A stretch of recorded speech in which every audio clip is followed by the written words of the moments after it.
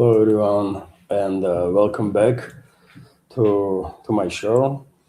News summary from Moscow with all the latest on most important developments that Russian media public is talking about or pay attention to. Today is 23rd of July. Now it's 3 p.m. Moscow time, and well, before I go through some news, let me just remind you, dear friends, that you can initiate conversation about any topic during the stream. You can send your question or commentary through Super Chat feature on Rumble, through PayPal platform or Boosty platform while donating a bit to this project, and we can have a conversation. I'll try my best to be informative in my response. And of course, during the stream, you can use Super Chat feature or any of those support platforms, anyways, right? To support my work if you like what I do. That's been said, dear friends. Before I launch a new segment, let me just drop a link to my Rumble channel. A link to my Rumble channel in YouTube chat. In case you have a counter, subscribe to my Rumble. Link should be visible in the chat by now. And okay, without further delay, let's go through some news. And I will start with good news for Russia, Russian Federation, people that are supportive of Russia all over the world, which is that Russian forces continue successful advances on the battlefield in the zone of special military operation. And if yesterday I reported about Artelny settlement in the Kharkov region and Blagodatne settlement in Zaporozhye region being liberated, today we have even bigger news, which is that Russian armed forces liberated the town of Belitskaya in the DPR. And this is obviously any success, any advance is important. But this settlement is especially because it was a big stronghold. You can take a look to this town, dear friends. This information came as a somewhat surprise to me, even, right? And I'm paying attention to developments on the battlefield on daily basis. Did not expect this rapid progress of the Russian armed forces in this area. And this town now that you see on your screen, which is yet again a relatively big town with a lot of high-rise apartment blocks, as you can see, that can be easily fortified. Well, entire this town is under Russian control now. This is, of course, on the southern, as you can see, dear friends, on the southern western side from last major fortified area of Kiev regime, which is, of course, Kramatorsk-Slaviansk agglomeration. So good success on the battlefield. And well, it is good that after a little pause, every day we are again receiving reports about more and more settlements being liberated by Russian troops. Of course, Russian militaries continue long-range retaliatory strikes on military formations, and I will get to that in a little bit. Many people are interested, I know, especially because of this maritime blockade that Russia introduced on Western-backed Nazi terrorist Ukrainian regime. But first, let me give you some details about battles and losses of hostile side there in past 12 to 24 hours alone, all along the front. So let's start with the zone of responsibility of the Dnipro group of forces, where Kiev regime lost more than 40 military personnel, and this is most quieter sector on the front, by the way. I mean, you cannot even compare this one to any other, right? Mostly because sides are separated by Dnieper River, and attacks on each other are happening on a distance. Artillery, multi-launch rocket systems, drone strikes, that's their main way that sites are operating there. And in past 12 to 24 hours, the regime lost more than 40 military personnel, 17 vehicles that was used by Kiev regime's forces were also destroyed. When it comes to South group of forces, in this direction, Kiev regime lost 195, about 200 military personnel. Basically, units of the Southern Group of Forces improved their tactical position. They defeated their formations of 3 mechanized brigades of Kiev regime's armed forces and their territorial defense brigade in the areas of settlements of Slavyansk, Belinki, Nikolai Polye, Kondratovka, Orekhovatka, Kramatorsk, and Nikolaevka. Ministry of Defense clarified that Ukrainian forces lost more than 195 military personnel, about 200 military personnel in this sector, 4 armored combat vehicles, 20 other type of vehicles, and 2 artillery pieces. Significant losses just in 12 to 24 hours of enemy forces in the zone of responsibility of South. And numbers only continue to increase. In zone of responsibility of West Group of Forces, Kiev regime lost about 215 military personnel and numerous equipment. So units of the West Group of Forces took more advantages lines on the positions. They defeated personnel and equipment of Kiev regime's forces, including mechanized and assault brigades, Marine Brigade and Territorial Defense Brigade near the settlements of Grushovka, Blagodatovka, Studionovka, and Olhovka. In the Kharkov region, enemy lost up to 215 military personnel. US made them 113 armored personnel carrier and armored combat vehicle, 12 other type of vehicles, 2 field artillery pieces, and US made ANTPQ-50 counter battery stations. I wonder how many of those counter battery stations were sent by US to Ukrainian Nazis and the fascists, because every day there are reports about at least 1 or 2 of them being destroyed, literally every day, man. Is US has any these counter battery radars left in America? I don't know.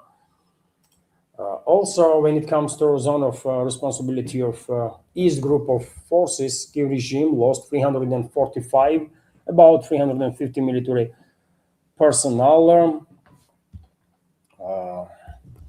Also, 6 armored combat vehicles, 11 other type of vehicles, and their artillery piece. When it comes to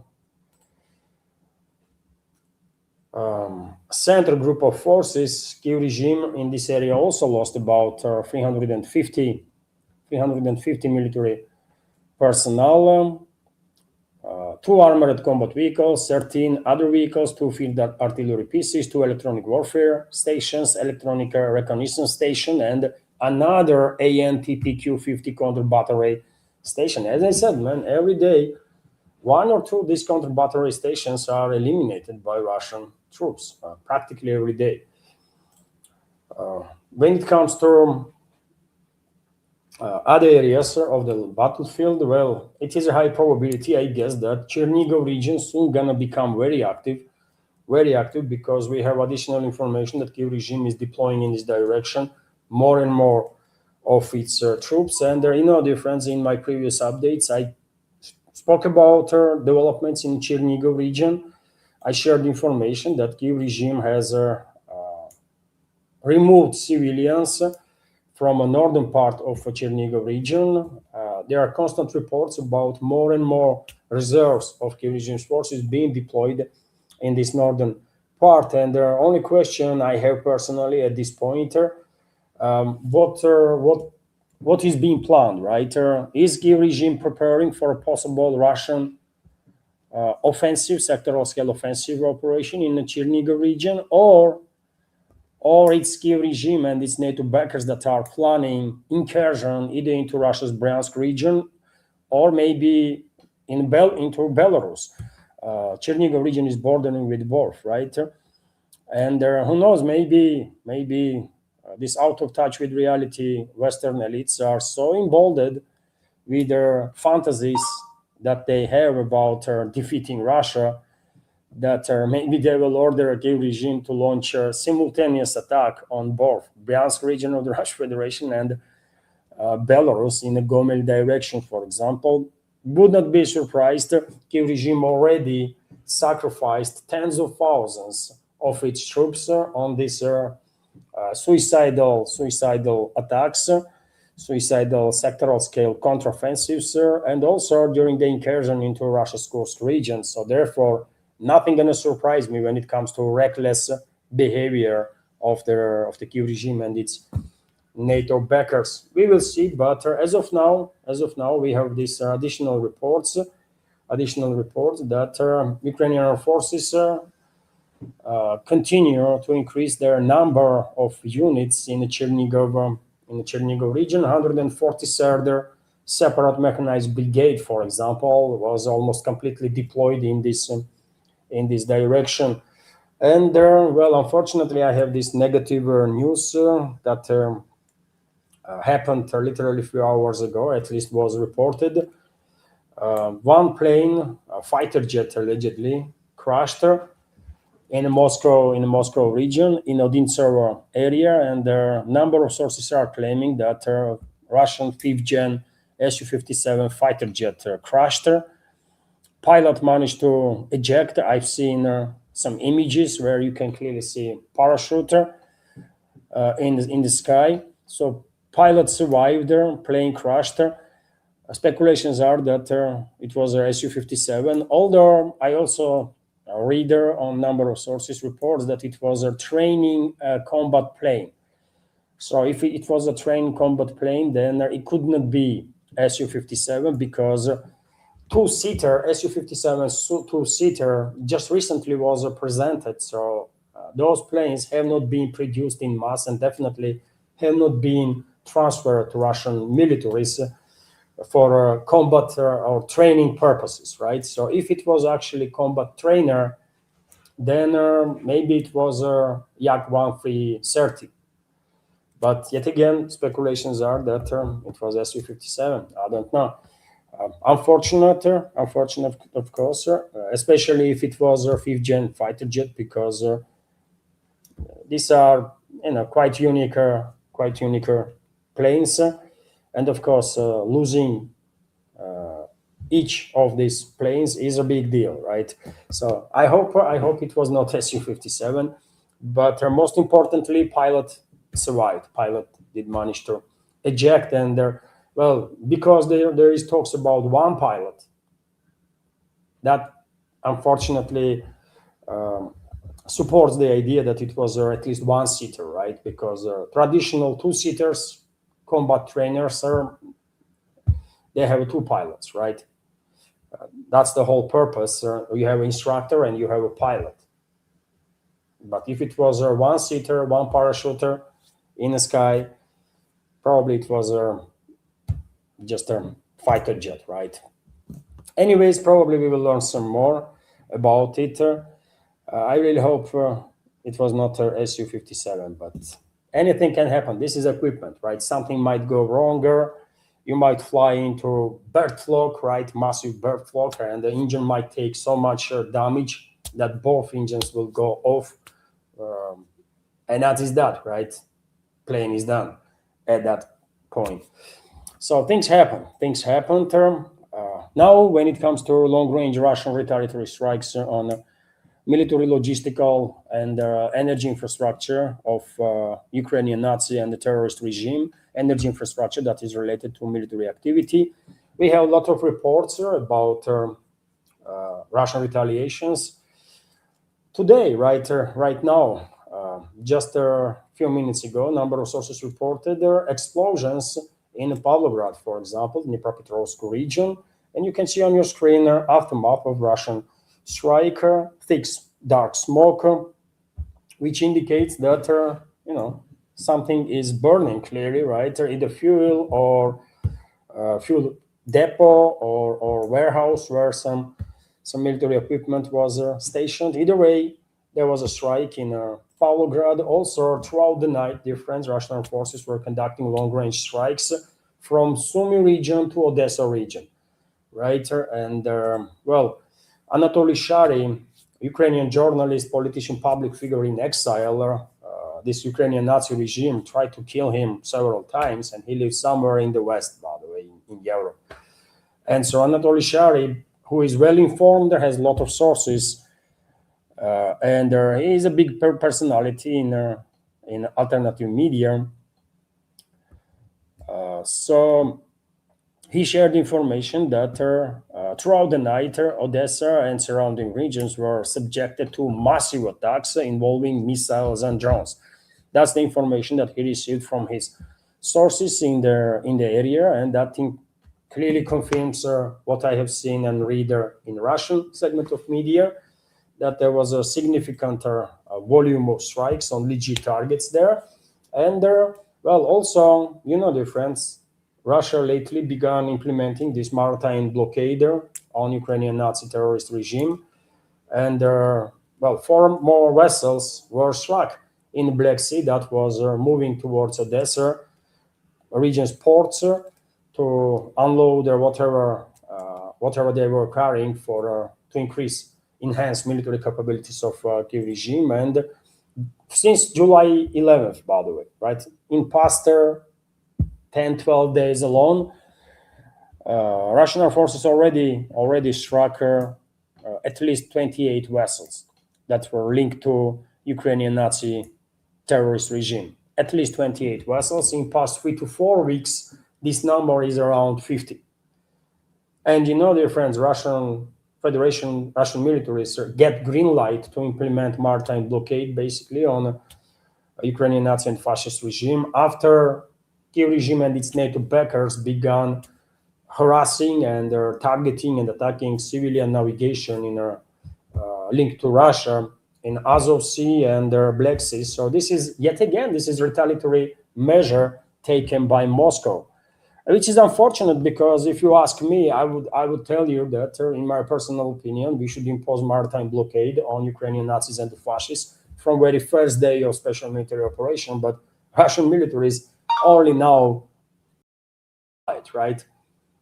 I guess when Putin saw that hundreds of vessels being struck in Azov Sea and Black Sea, probably eventually he gave in to military's demands, I can guess, to strike back hard, and to basically implement this maritime blockade. But I mean, in all fairness, man, maritime blockade should be in place on Ukrainian Nazis since the beginning of special military operation. I have no doubts about it. But anyways, it is better to do right thing later than never, right? And well, it is done deal, at least as of now, because Maersk, one of the biggest shipping companies, maybe if not the biggest one, decided that well, they're gonna avoid Ukrainian ports now. They're not gonna get anywhere close to Nikolaev region or Odessa region ports, which is good, man, good, right? Yet again, this should be done in 2022, but okay, it will do now also. I mean, I guess, right? So yes, Maersk, the world's largest container shipping company, announced the suspension of operations at Ukrainian port of Chernomorsk in Odessa region following Russian airstrikes. And I don't think they're gonna get anywhere close to any other port anytime soon. That is still temporarily controlled by Ukrainian Nazis and their Western backers. Kiev regime is attempting now to divert goods into Romanian ports and to get them those goods through land, through land crossings, right, between Romania and Ukraine. Either way, maritime blockade after Maersk's decision to stay away from Ukraine is one might argue is in full force now, right? Good. And well, Kiev regime itself is confirming that basically there is a total maritime blockade now on Ukraine, and today not a single vessel will enter Ukrainian port. Literally, not a single vessel will enter any ports that are controlled by Kiev regime. Vessels have stopped calling at their Ukrainian ports by decision of their owners, stated the Kiev regime's Minister of Agrarian Policy, Taras Vysotsky. I mean, what surname this scumbag and Ukrainian Nazi has, man, Vysotsky. Anyways, yesterday, 4 or 5 ships, he continues, were entering Ukrainian ports, planning at least, but today number is zero. So there is a complete or total maritime blockade on Ukrainian Nazis and their fascists right now when it comes to Black Sea coastline and the portal infrastructure. I think this is a big deal. I think this is a bigger deal. And well, if you are interested, according to a publication in Strana UA, about 80% of all Ukrainian exports go through sea terminals, or used to go through sea terminals. Now let them send everything into Europe first, and then from Europe to whichever direction. Let's make life a little bit more harder for European backers of these Ukrainian Nazis and the fascists too, right? And let those Ukrainian Nazis flood their European markets with their filth produce. Whatever they produce, man, it's a freaking filth, right? If I was European, I would never ever get anywhere close to anything that says made in Ukraine, because it most likely dangerous. Just saying, man, most likely it's a filth danger. But it's up to Europeans what they want to do, man. Right? I'm okay with these reports that Ukrainian Nazis and the fascists finally are under total maritime blockade, at least as of now. And hopefully Kremlin will not get involved and will not order Russian militaries to lift the blockade, which might happen, by the way, right? Which might happen, given their history of Putin's policies in regards to special military operation, in regards to relationships with the West, right?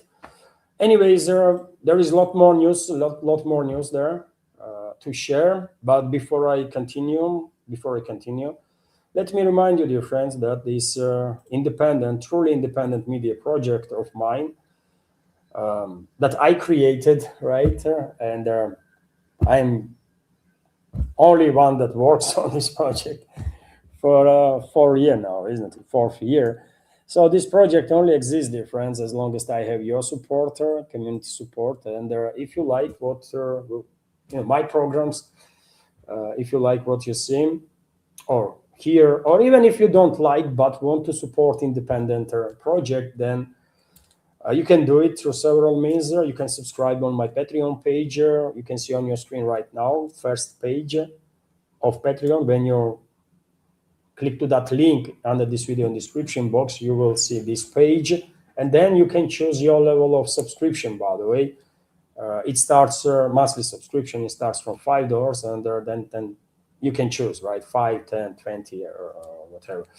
So you can subscribe to my Patreon to support her. I have extra content on regular basis, practically, almost on daily basis on Patreon and Boosty. I try my best to have at least one extra from Monday to Friday, whenever I can. Although sometimes there is technical issues. Today, I was not even sure that I would be able to make this live stream. Internet connection through VPN is just too bad. And I'm monitoring right next to me video, and looks like it's okay for now, at least. So yes, sometimes there is technical issues. I may not be able to publish extra either on my Patreon or Boosty, but whenever I can, I do. So that's the one way you can support her. Subscription to my Patreon page, or on my page on Boosty. You can donate to this project through PayPal platform and through Boosty platform. And during the live streams, you can use super chat feature on Rumble. To highlight any topic you want and to donate, basically. And right now I see one super chat on Rumble, on which I will react after the news segment, of course. And let me drop once again, dear friends, a link to my Rumble. And please be active in Rumble. Leave some commentary. These activities in the chat also might help, right? Also might influence algorithm to reach wider audience. Anyways, dear friends, All the links to support are under this video in the description box and in the pinned comment. And many thanks to everybody who ever supported and continues to support my work throughout these years and keeps me in this field of news and political commentary and this tiny compared to big names, tiny media project life. So thank you very much. That's been said, let's continue with some other news, and there is a lot of news, right? Unfortunately, Kyiv regime is still able to conduct, formally Kyiv regime at least, to conduct long-range attacks on the Russian Federation, and that's only because Western ruling class, Western countries, NATO member states are still actively involved in this war against Russian people, in the mass production of drones, mass production of missiles, and many other weapon systems. Basically, many other weapon systems that are used against Russian Federation, and also, of course, um,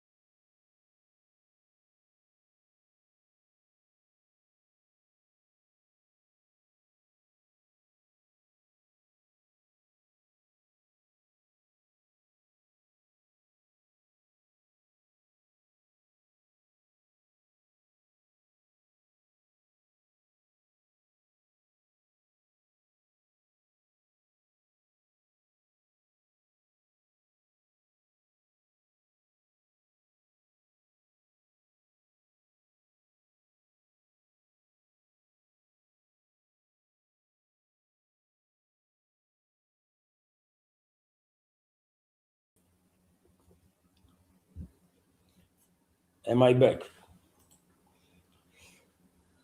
Hopefully, I'm back. I just said, isn't it, a minute or two ago, that I was not sure if I'm going to be able to make a live stream today because of this poor connection. Uh, and there we are, right? Unfortunately, things happened. Nowadays, it is becoming very, very difficult to be in touch with the outside world if you are living in Russia, because some idiots in the government think blocking everything is a right way to go. And unfortunately, there are too many freaking idiots in Russian government, right? Too many freaking idiots. And in among all those scumbags that are sucking the blood of Russia while using their corrupt connections with those idiots in a government, right? Am I being clear enough? Those scumbags have to be neutralized, and one day they will be neutralized, I hope. But as of now, that's the way I can communicate outside of Russia, by the way. We are in a digital prison, kind of, right? Which is crazy, man, which is crazy. I was bragging about how how we are more free than people in the West, and these idiots, these scumbags, destroying everything, man. All the positive imagery that Russia has, and people like me try to promote, everything is being freaking destroyed.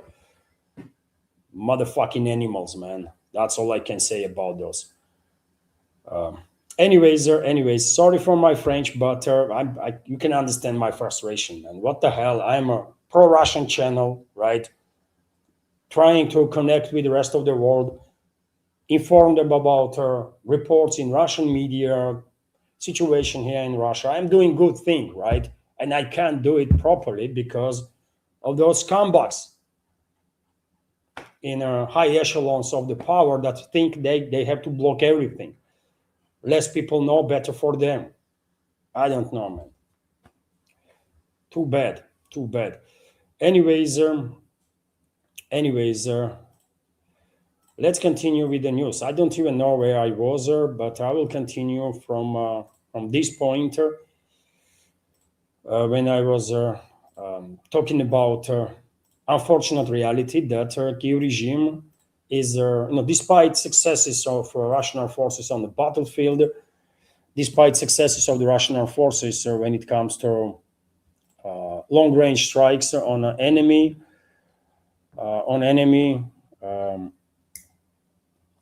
infrastructure, military infrastructure, and so on.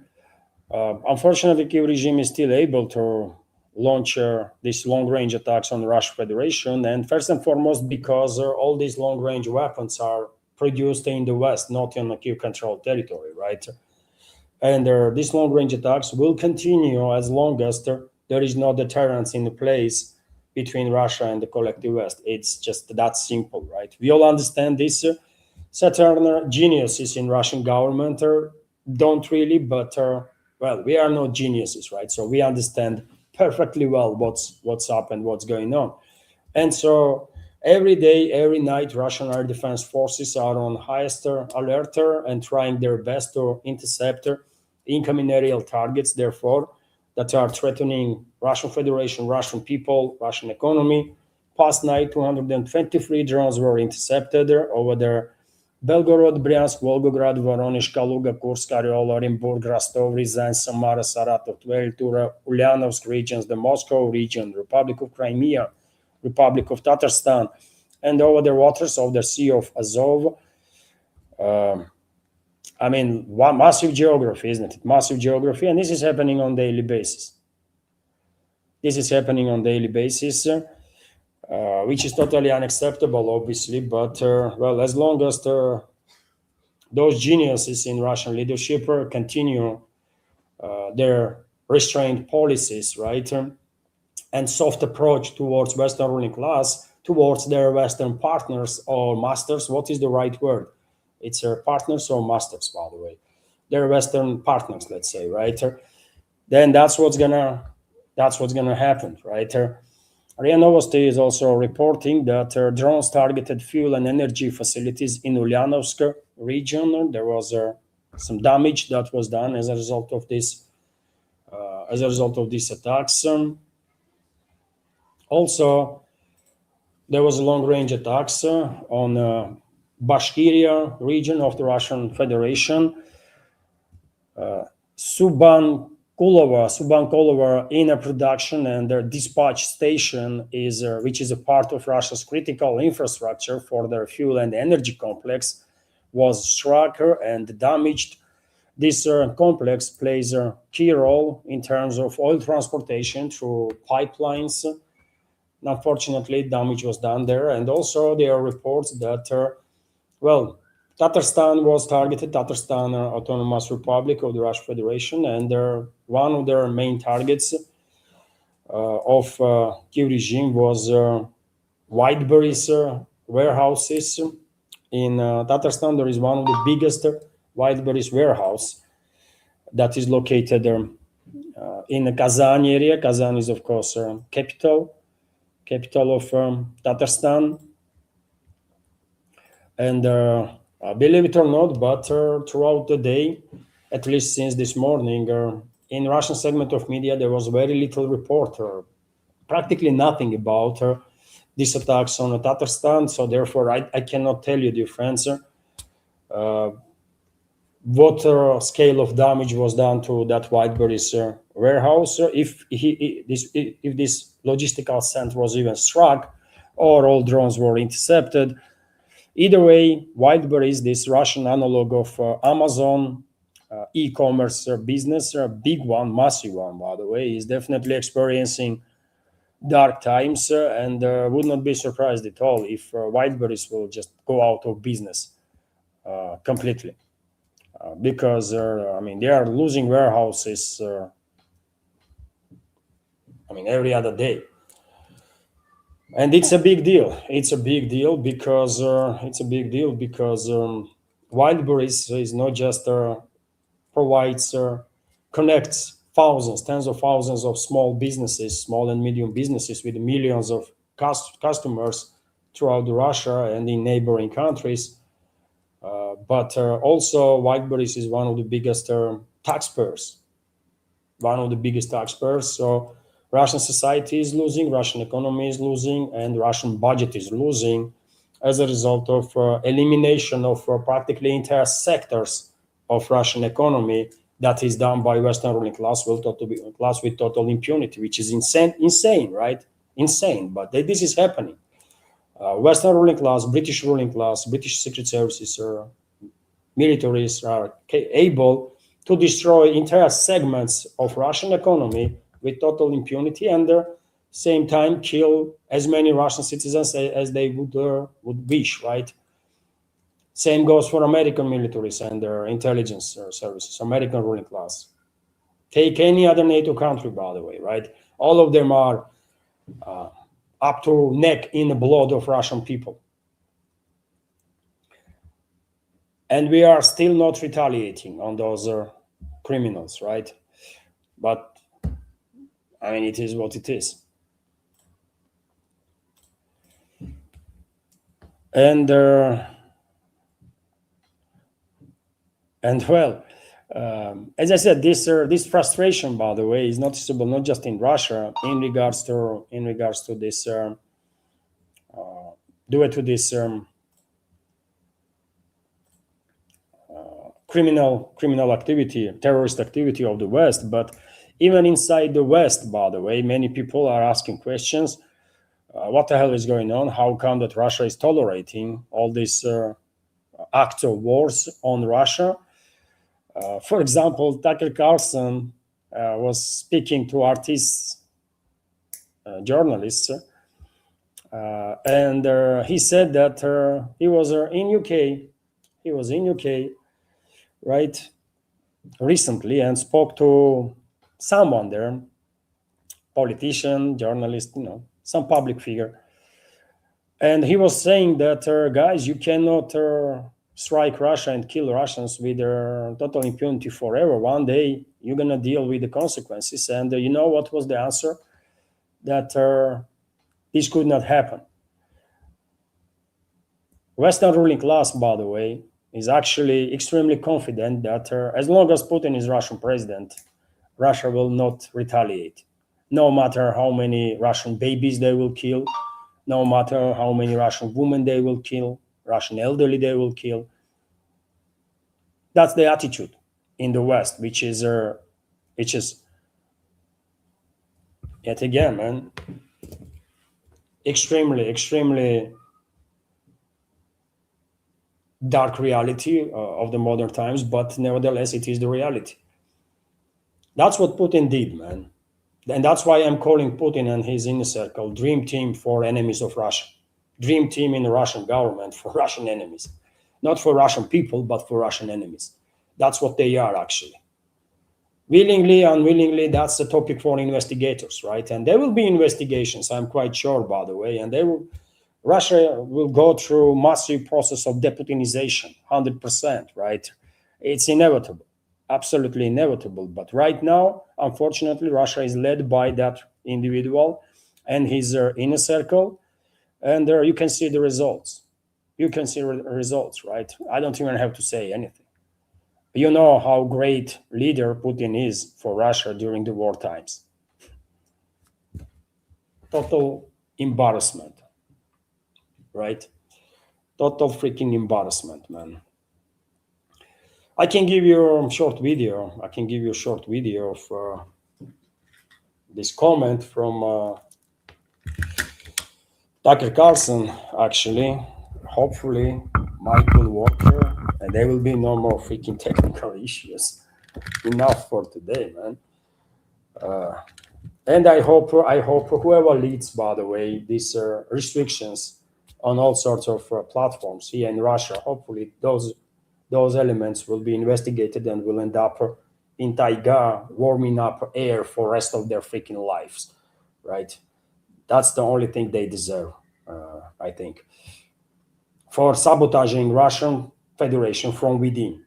That's what they do, man. They're sabotaging Russian people, Russian Federation from within. Those traitors. Now let me give you this video of Tucker Carlson. By Russia. By the way, it's Russian. It's not American. So I don't live there. It's not my culture. I was completely impressed by Russia. By the way, it's Russian. It's not American. So I don't live there. It's not my culture. It's not my language. It's not my history. Not my people. So I'm not, moving there. But as an American, a total outsider who does not speak Russian, I thought it was just absolutely wonderful. It's my favorite country I've ever visited by far. Wow, I loved thank it. Thank you. And I felt, I did. And by the way, why should I feel shame saying that? And in the night, I was at a dinner party in the UK 2 weeks ago with some very smart people who I love. And this one person was saying, they're talking about Russia. And I said, man, you guys should be really careful. They're going to smack you with hypersonic weapons if you don't slow down. Oh, that would never happen. Oh, I think it definitely would. I mean, you're blowing up people in Russia. Like, at some point, they're going to hit you, and they're going to win. So stop this. And this person looks at me and goes, well, the thing about Russia is, in Russia, it's such a totalitarian system that the people are just suffering, like they're totally impoverished, but they're so afraid of Putin that they just have to keep going along with this war. And I said, you think the people in Russia are impoverished? I was like, yeah. I said, have you been there? I said, this person said, no, but, I read about it. Now, did you hear there?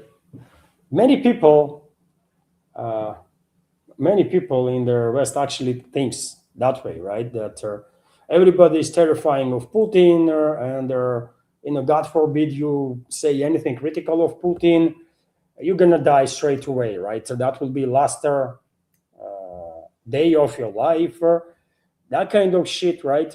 How many times you have heard that kind of nonsense from Western public figures or the politicians?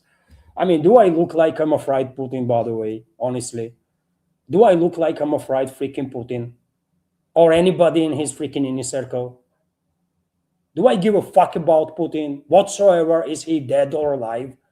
I prefer he to be dead, but he's not, clearly, right? What the hell is going on, man, in the West, right? With this bullshit propaganda. We have a problems here in Russia, for sure. There are too many freaking idiots in our high-ranking echelons on all levels of this power, right? Beginning level, medium level, higher level. There are a lot of freaking idiots, right? And you know why? Because of the corruption. Russia is dealing with the corruption. I mean, since forever, it feels like. And because of this corruption, there are many freaking idiots, literal idiots, by the way, right? Brain dead creatures that are in a position of decision making just because they are corrupt, right? Just because they are capable of doing anything and everything they've been told without questioning, right? And because they are stealing and they are sharing whatever they steal with others. That's all they know, right? Many of them.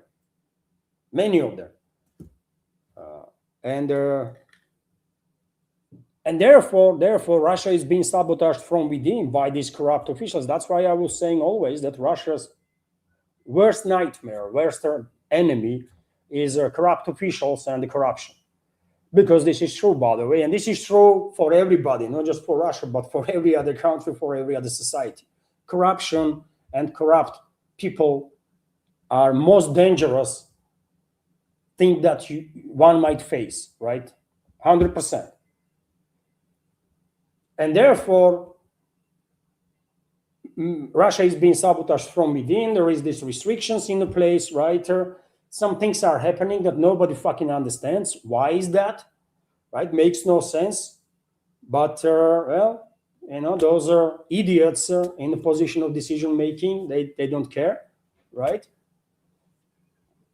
But, nevertheless, man, even though we are facing a lot of freaking issues, right? Internally here. I mean, in the West, man, people have no freaking idea, right? What's going on. And I'm going to repeat myself, man. I think in many ways, despite facing some challenges that we should not, like restrictions on internet, by the way. I mean, this is nonsense, man, right? Whoever come up with this idea should be in a jail, man, for life. Because this is nonsense. But anyways, even though we are facing some difficulties that we should not, overall, I think we are better off than Westerners, man. And I mean, I actually think I'm more free than anybody in the West. I can talk about anything I want, literally, right? I can say man is man, woman is woman. I don't give a damn about Putin. I don't give a damn about freaking anybody. When it comes to politicians, right, I only care about ordinary people, first and foremost, my people, and then my society, my community, and so on. But ordinary people, I don't give a damn, never did about freaking politicians. I can say there is no freaking like third, fourth, fifth, and there are another 200 genders out there. Can you say that in UK? Honestly, man, can you say that in UK without consequences? Without actual consequences when your life is freaking ruined? How dare you say there is only man and woman? That's it, period.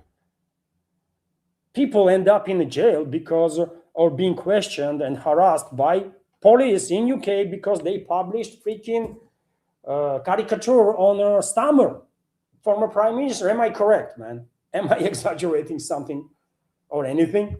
People actually were harassed by police for publishing freaking caricature from about Stammer. I mean, I rest my case, man. I rest my case. So therefore, I'm not at all surprised that Tucker Carlson indicates there that these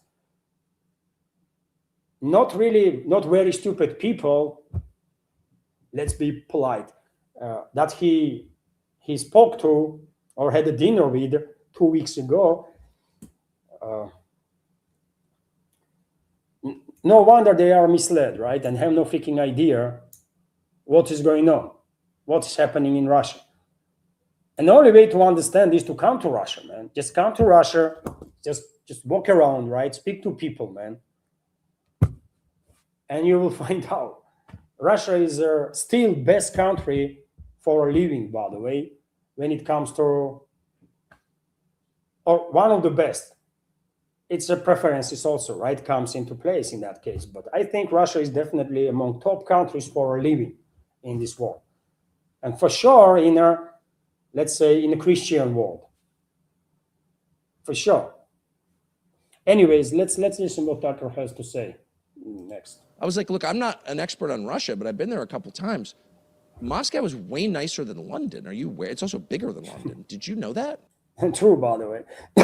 Moscow is bigger than London. Moscow is way nicer than London, and I know what am I talking about, by the way. I lived in London probably in the best times that London has ever experienced in the beginning of this century. It was so long ago that I can't exactly tell you the years now, but I spent in UK quite a few years, in London quite a few years, and it was great. Let me be clear, by the way. I had a great time in UK. I was studying, I was living my life, right?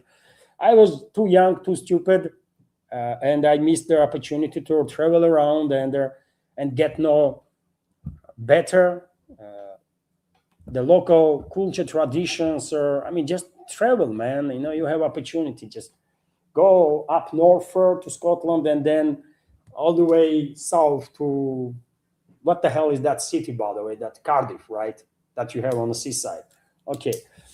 And so it was great, man. At that time, in the beginning of this century, UK was still good, man. Good. London, wonderful city. Brilliant. You know, especially first, second zones, right? Its city is divided in zones, right? Maybe it was divided in zones at least that time. I don't know what's going on now, but first and second zones, wonderful. Even the third zone, by the way, not bad. Right after third zone, it's basically like suburbs, right? And suburbs are suburbs everywhere. It was a great, but if you take that top times for London, I think in many ways Moscow today is much more friendlier to its residents and the guests, much more friendlier, brother, right? And I know what I can compare, right? Much more friendlier, much more developed in terms of infrastructure. I mean, Moscow is better in every way, man. In every way. Municipal transport is on like 10 times better, right? No matter how much I'd like those double-decker buses in London, but, you know, sometimes you go in a bus, by the way, even at that times, in those times, it was a mess, right? Today, I can imagine it's like 10 times worse, but, you know, Moscow is definitely more advanced, more sophisticated, and more friendly to residents and the guests city than London ever was. Even in those best years, probably for London, when so happened that I was living there too. You know, so Tucker is on point for sure. What?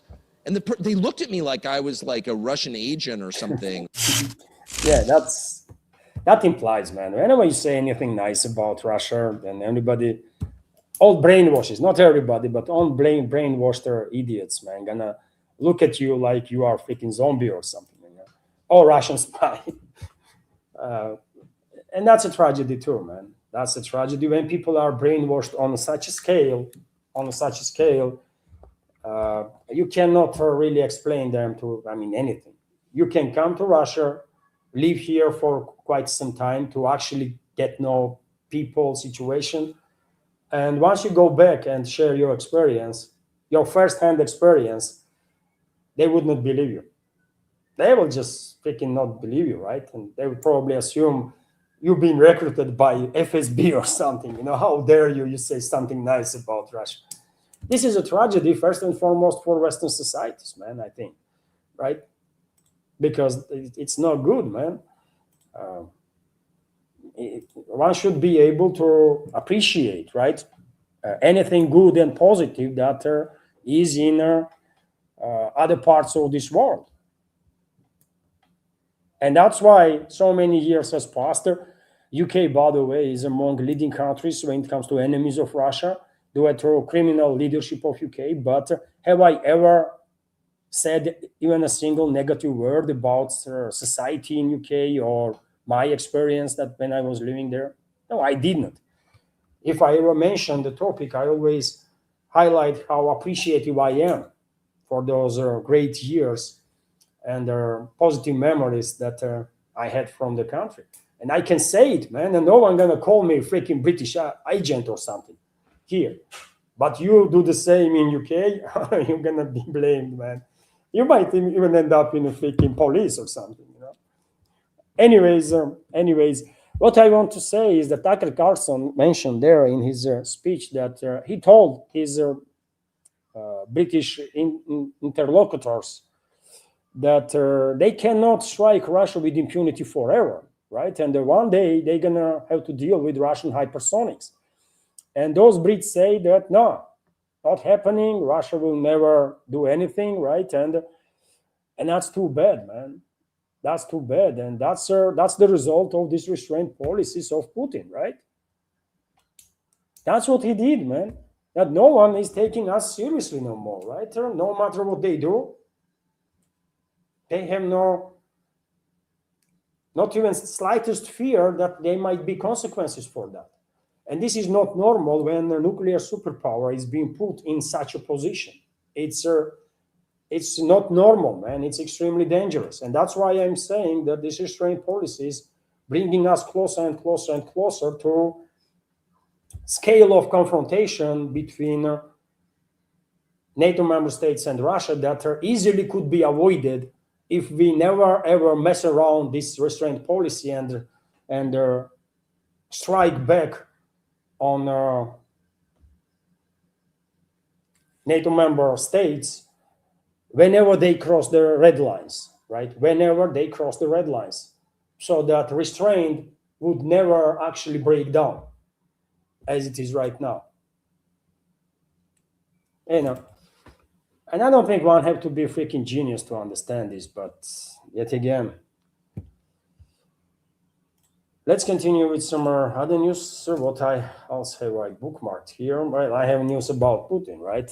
I don't remember. You know, I'm working from the early morning, isn't it? I wake up, I start straight away, man. First I do is going through news, and then I have first update for Patreon. Then I continue, read this freaking news, monitor the media outlets, and simultaneously I'm building the main news updater that I'm launching during the live streams at 3 p.m. And quite often I'm forgetting, man, news that I bookmarked. At the time, I decided that, well, this would be interesting, so let's use this information. But during the live streams, maybe you are noticing, by the way, every now and then, I have no freaking idea what is next. And this information is exactly like that. I have no freaking idea what this news is about. Putin will hold a briefing with the members of Security Council. Okay. And that's all.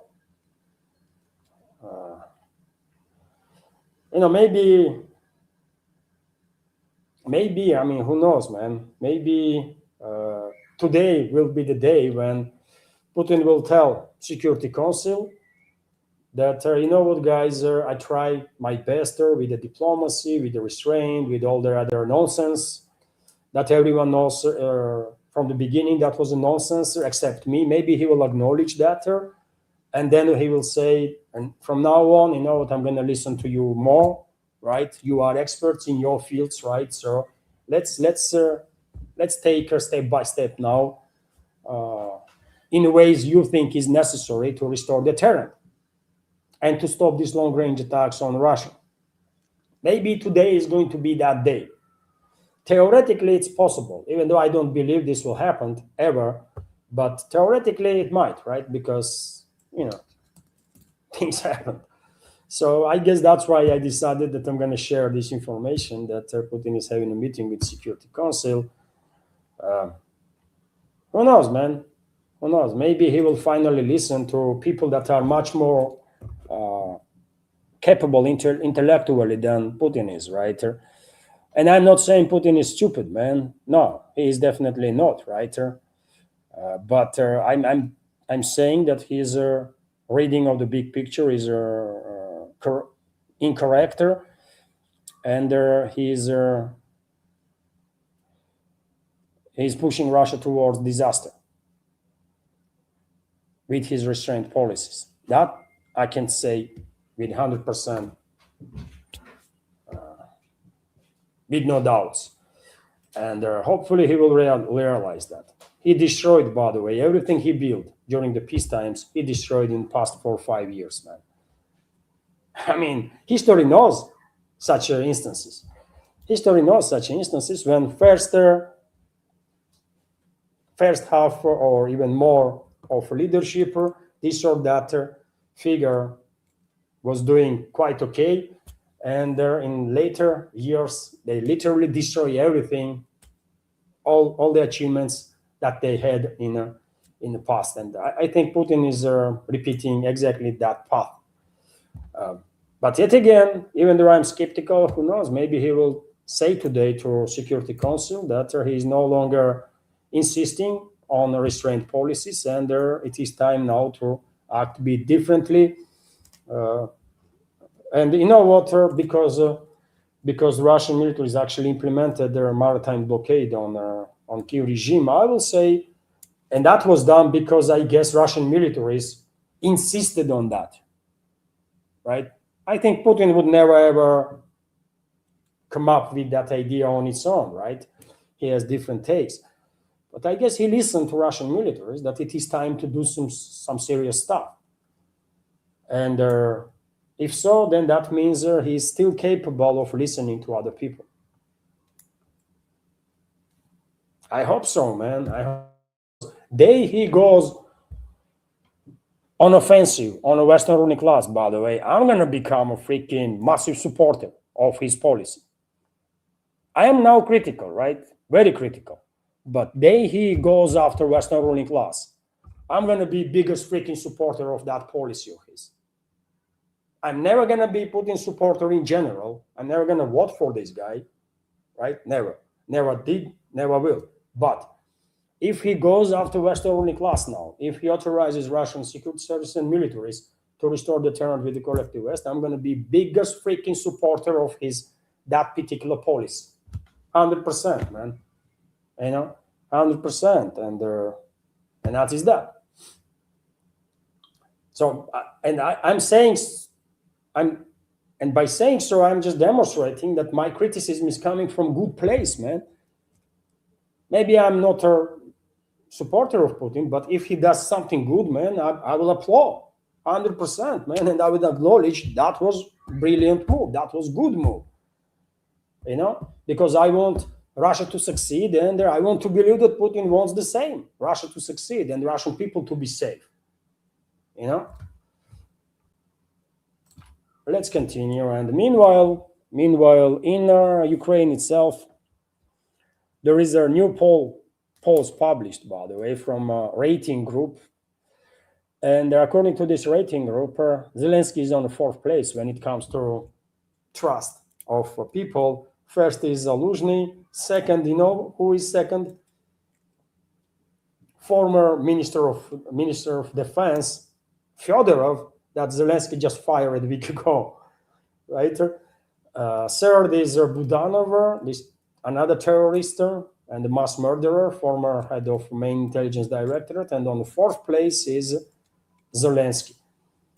And I remind you, dear friends, that if Zaluzhny and Zelensky too, by the way, are British clowns, British assets or puppets, Fyodorov is a Brussels prostitute.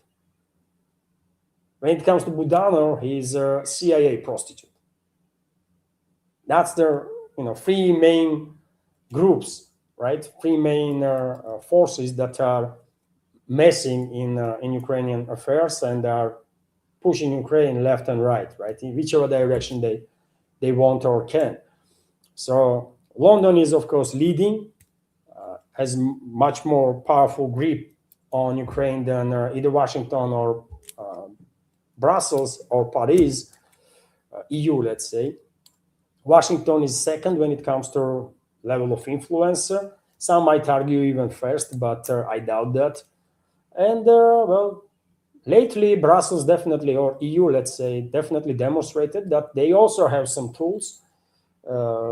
After all, straight,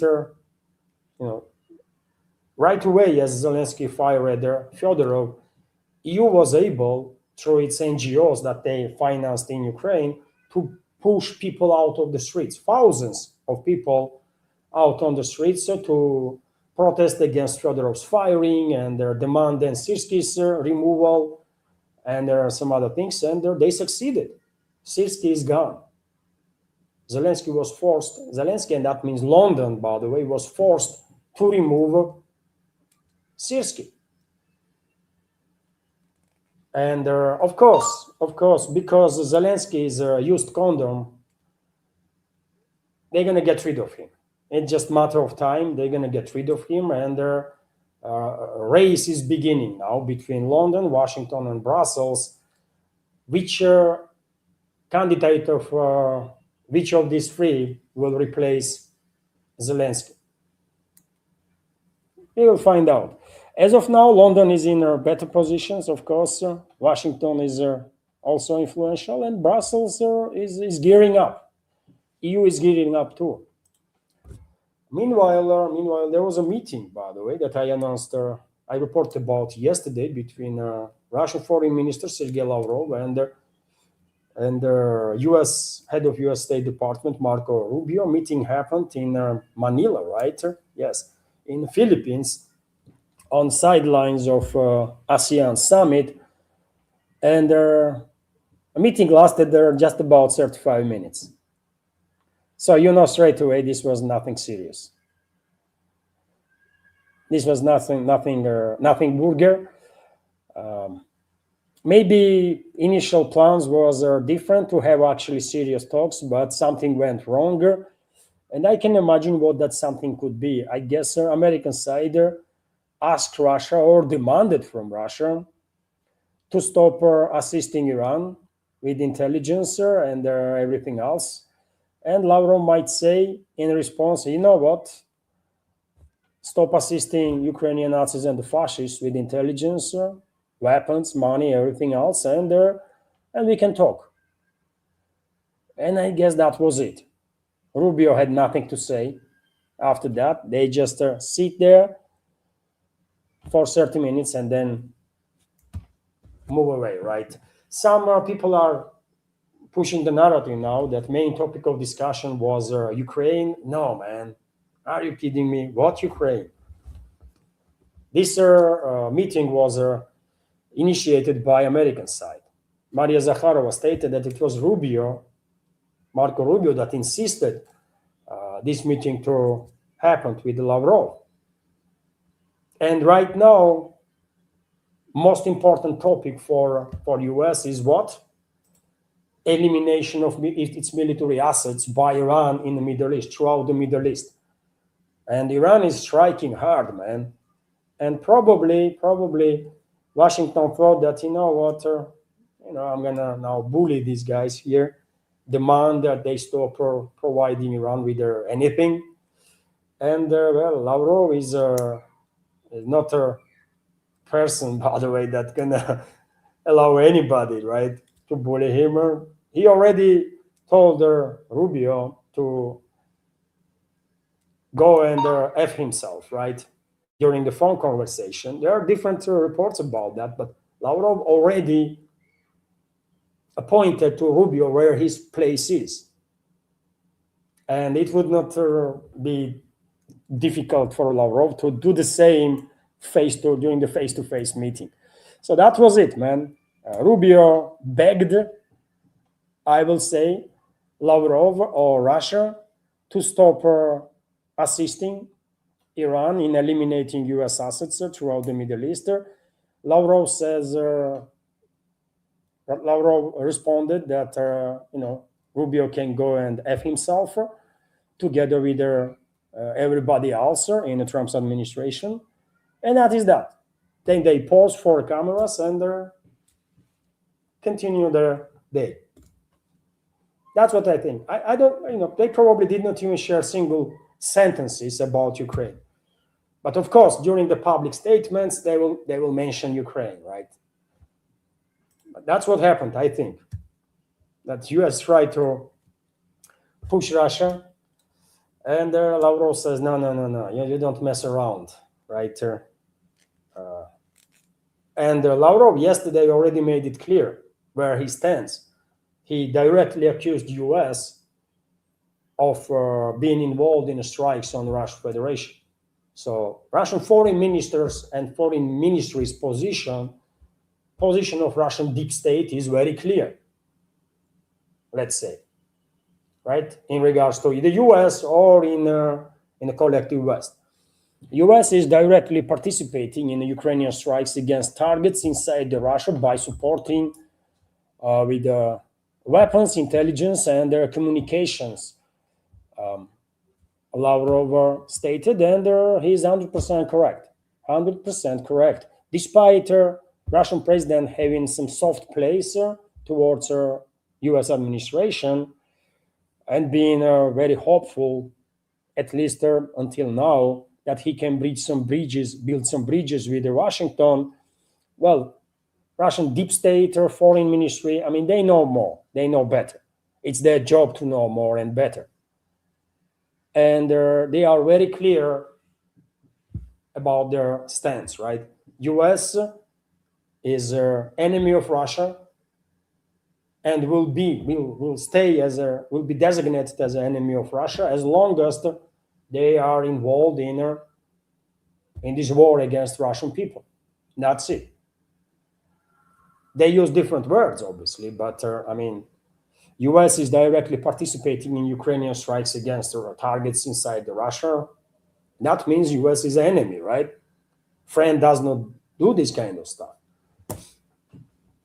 And I'm talking about regime in US. I'm talking about ruling class, state institutions. In no way I'm talking about ordinary Americans, by the way. I have no beef with neither Americans, neither Brits, neither French, neither Italians, by the way.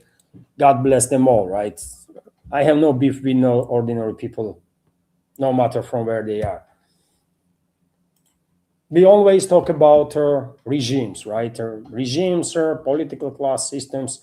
I can be critical of Western societies in general because I'm upset. I'm upset that majority of societies in the West are in a deep sleep, and therefore, and by doing so, they are harming themselves, their future of their kids, and simultaneously they are allowing their terrorist governments, their murderous governments, to go around and destroy lives of tens of millions of people all over the world.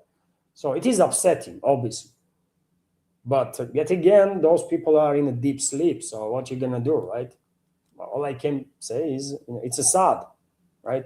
It's a sad that this is happening. I'm critical, therefore, and hopeful that a tiny minority that is well informed in the West will somehow manage to wake up the rest, at least enough to have some actual impact on the politics of their countries. Anyways, meanwhile, Germany reacted officially on the reports about aspirations of Berlin to create a nuclear weapon, and spokesperson of the German government stated that this is all speculations, rumors, that has nothing to do with the reality. All of Germany's efforts in the areas of security and defense are carried out within the European and transatlantic context. Germany does not seek to create its own national nuclear weapons, official position of Berlin. And of course, that's exactly what they will say. No one government in this world ever going to say that, yes, I mean, I'm going to build nuclear weapon now, so all of you come after me. No, it does not work that way. Everybody says, no, we don't even know what nuclear weapons are, and then suddenly some countries pop up with nuclear weapons, like Pakistan did, right? Or North Korea did. India become nuclear superpower, right? Israel Why Israel even has nukes? But you know, so that's how it happens, and I'm quite sure Germany is definitely moving in direction of becoming nuclear. And first and foremost, that's the big issue, big deal for Anglo-Saxon elites, man.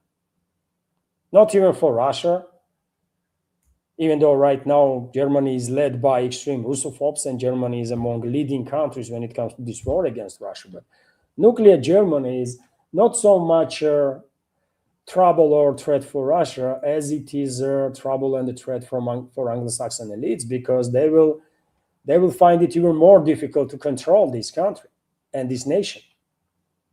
That used to be a proud nation, by the way, right?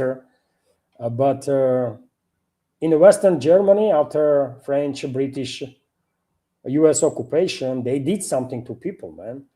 You know, in Eastern Germany, Germans are staying Germans. They are proud Germans, hardworking, law-obeying people. They are Germans, right? But in the West Germany, in the Western occupied Germany during the Cold War, after the World War II, these Anglo-Saxons, they did something to people, man. They break those people, right? They transform this this society into, I don't know, I don't even know. West Germans struggle to understand. East Germans, sorry, struggle to understand West Germans, right? That's how different they are.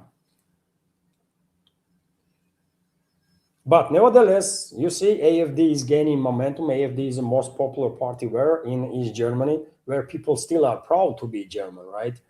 And of their heritage. After all, German history is not just that tragic 2 decades when after World War One, German people were put in such a miserable position by Anglo-Saxons, exactly, Anglo-Saxon elites, let me say, exactly, that unfortunately all sorts of scumbags did manage to gain popularity out of desperation of the people itself, right? And humiliation, tremendous humiliation that Germany went through or put through, right?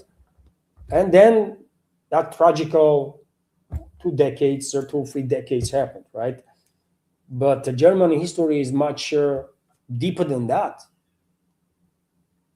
But yet again, London and Washington did manage to break Western Germans in such a place that they are ashamed of themselves or their nation, their everything German. It's just crazy, man. I mean, crazy, right? But yeah, East Germany, no. East Germany, no. And they are waking up. They are waking up some West Germans, right?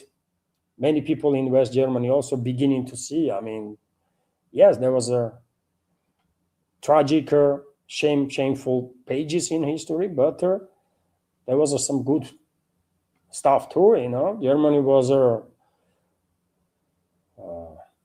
birthplace of so many great philosophers, by the way, and writers, and I mean composers, and it was a cultural hub in many ways, right, of Europe. And yeah, man, as more and more people in Germany will wake up, especially among young people, by the way, of course, there will be higher and higher temptation, right, to gain full independence from London and Washington, and somewhat from Paris too. Let's not forget France was occupying force too, and still is. I mean, France can deploy troops in Germany whenever they want, and so one day Germany gonna go nuclear, and that will be under the AfD, I think, under the AfD government. And that will terrify, absolutely terrify London and Washington, because they are struggling now with Germany. What they gonna do if Berlin is nuclear? What? French will be terrified too. French elites will be terrified too. And honestly, I don't think Russia will even bother that much. Of course, Russia is not welcoming any countries to go nuclear. That's a traditional position of Russia. But nuclear Germany might actually be even beneficial for Russia, because that will keep London and Paris at bay.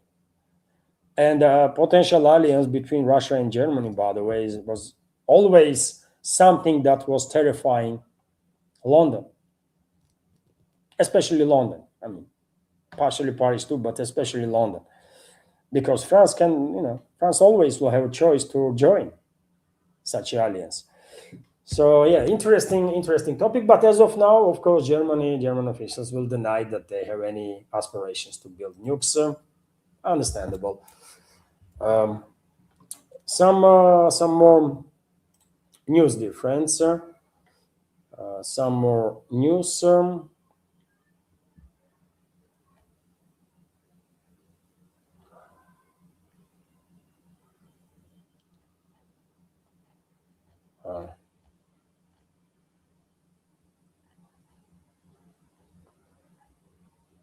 Okay. Just give me a sec.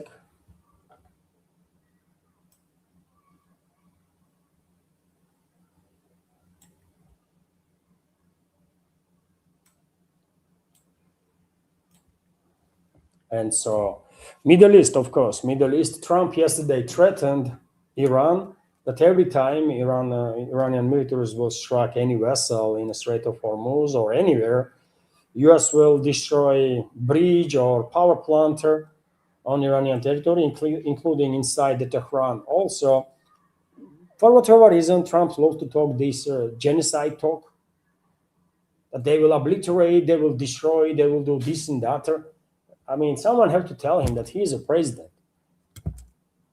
Once he is no longer president, he can talk any stuff he wants, right?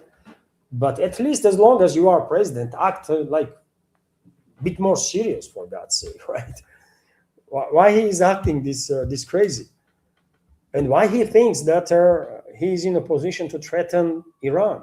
How come that this 80-year-old man still don't understand that more he tries to act tough, more laughable he looks for a freaking war? And he's not gonna scare Iranians, by the way. No one gonna be able to scare Iranians. And to know that, all it takes, man, to read a couple of books, right? I'm not saying become expert in this multi-thousand-year-old civilization. But a couple of books will do the justice, right? At least a bit. And you will understand that, man, you're not going to scare these people, right? They survived for so many thousands of years, not because they can be pushed around by anybody.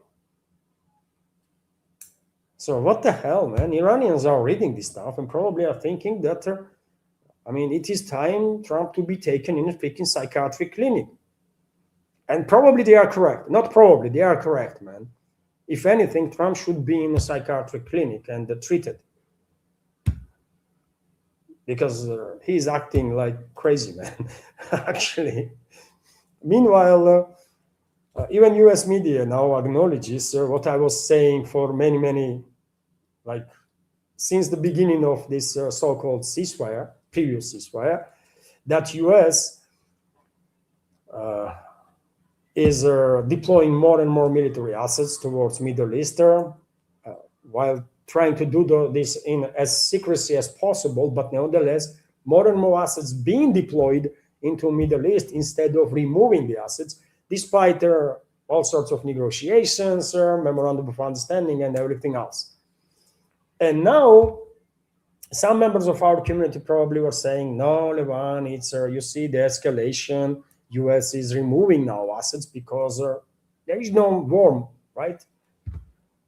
Well, now even Western media confirms that, yes, US is increasing its military presence in the Middle East in terms of manpower, in terms of equipment, in terms of infrastructure that is needed for large-scale military confrontation for next phase. And they are preparing for next phase of war, which will include a ground invasion of Iran.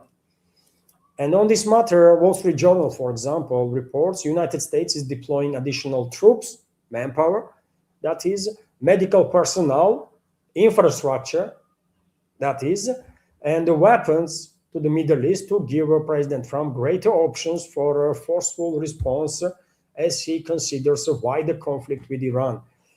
And yet again, man, I don't know how this madness can be stopped. I don't know how American people can influence globalists, neocons, Zionists, and their puppets in Washington. But what I'm quite sure of is that this Middle Eastern war, this assault on the Middle East that Western ruling class launched, will be total disaster for the U.S., especially for U.S., because they're gonna have tremendous losses. They go full-scale war and invasion, full-scale or whatever, their casualties gonna mount with unbelievable rate. Iranians are waiting, man. And American forces have to understand that Iranians are not just waiting. Iranians are seeking this fight because US was terrorizing people of Iran since Mossadegh's government. That was overthrown, by the way, by US CIA, British MI6, right? When they put Shah in place. And that Shah regime was terrorizing its own people. That's why then Islamic Revolution happened. And when that revolution happened, US and its allies were again terrorizing Iranian people. Did not stop for a single day. And so generations grew up in Iran that seek revenge.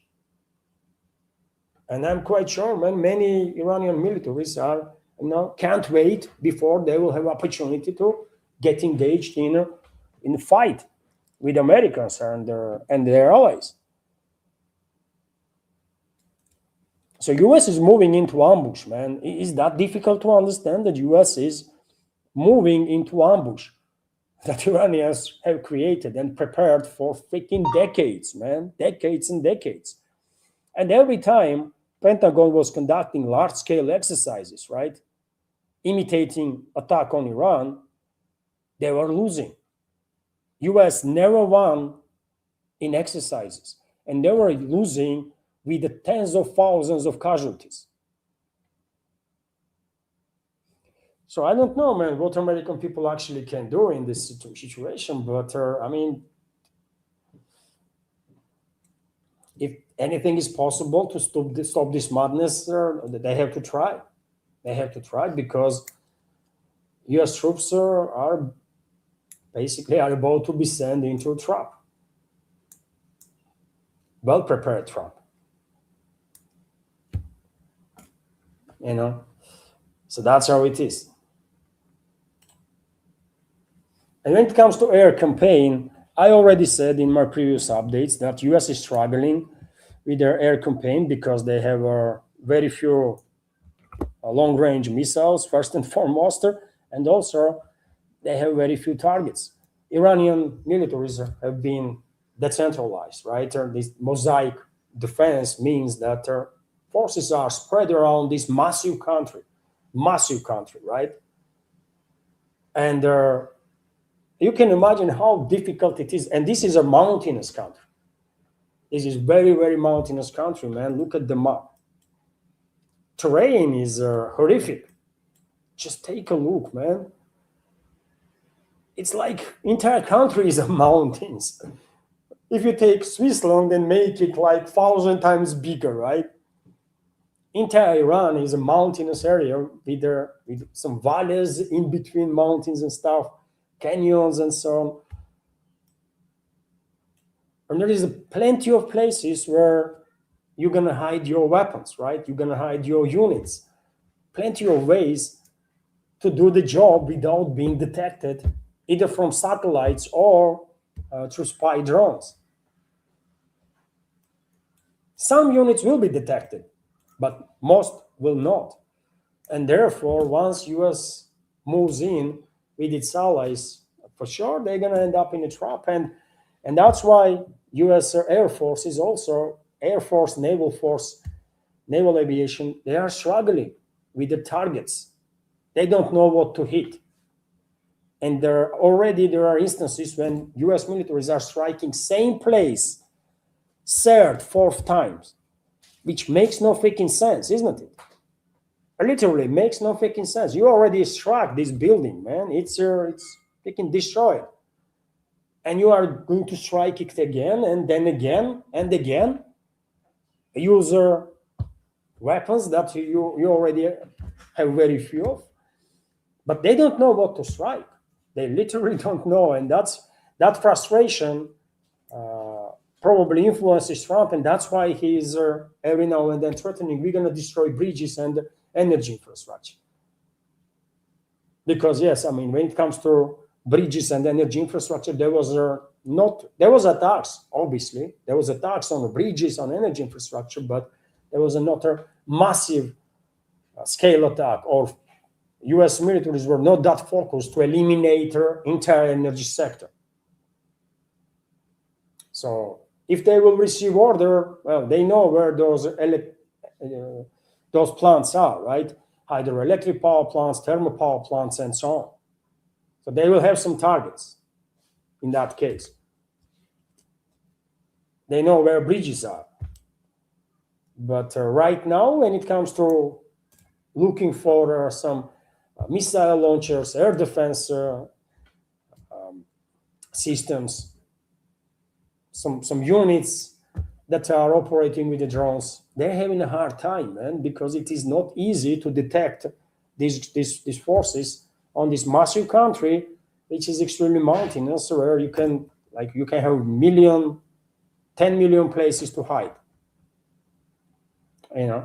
So therefore, I'm not at all surprised that even Politico is now writing the article that Trump's air war in Iran may be reaching its limits, because it is true, they don't freaking know what to do, man. And you're not going to be able to win a war with airstrikes alone anyways. Everyone knows that. As noted, there are 5 months of large-scale air campaign by US have not led to nothing. The memorandum of understanding is no longer in effect. Tehran is not abandoning its claims to the Strait of Hormuz, and the Pentagon is unable to cripple Iran through missile and drone strikes, and will never be able to do so because it's just not possible. It does not matter, it's US or China or Russia, just with the airstrikes, you're not going to be able to cripple battle capabilities of ground forces. If there is a will to fight, obviously.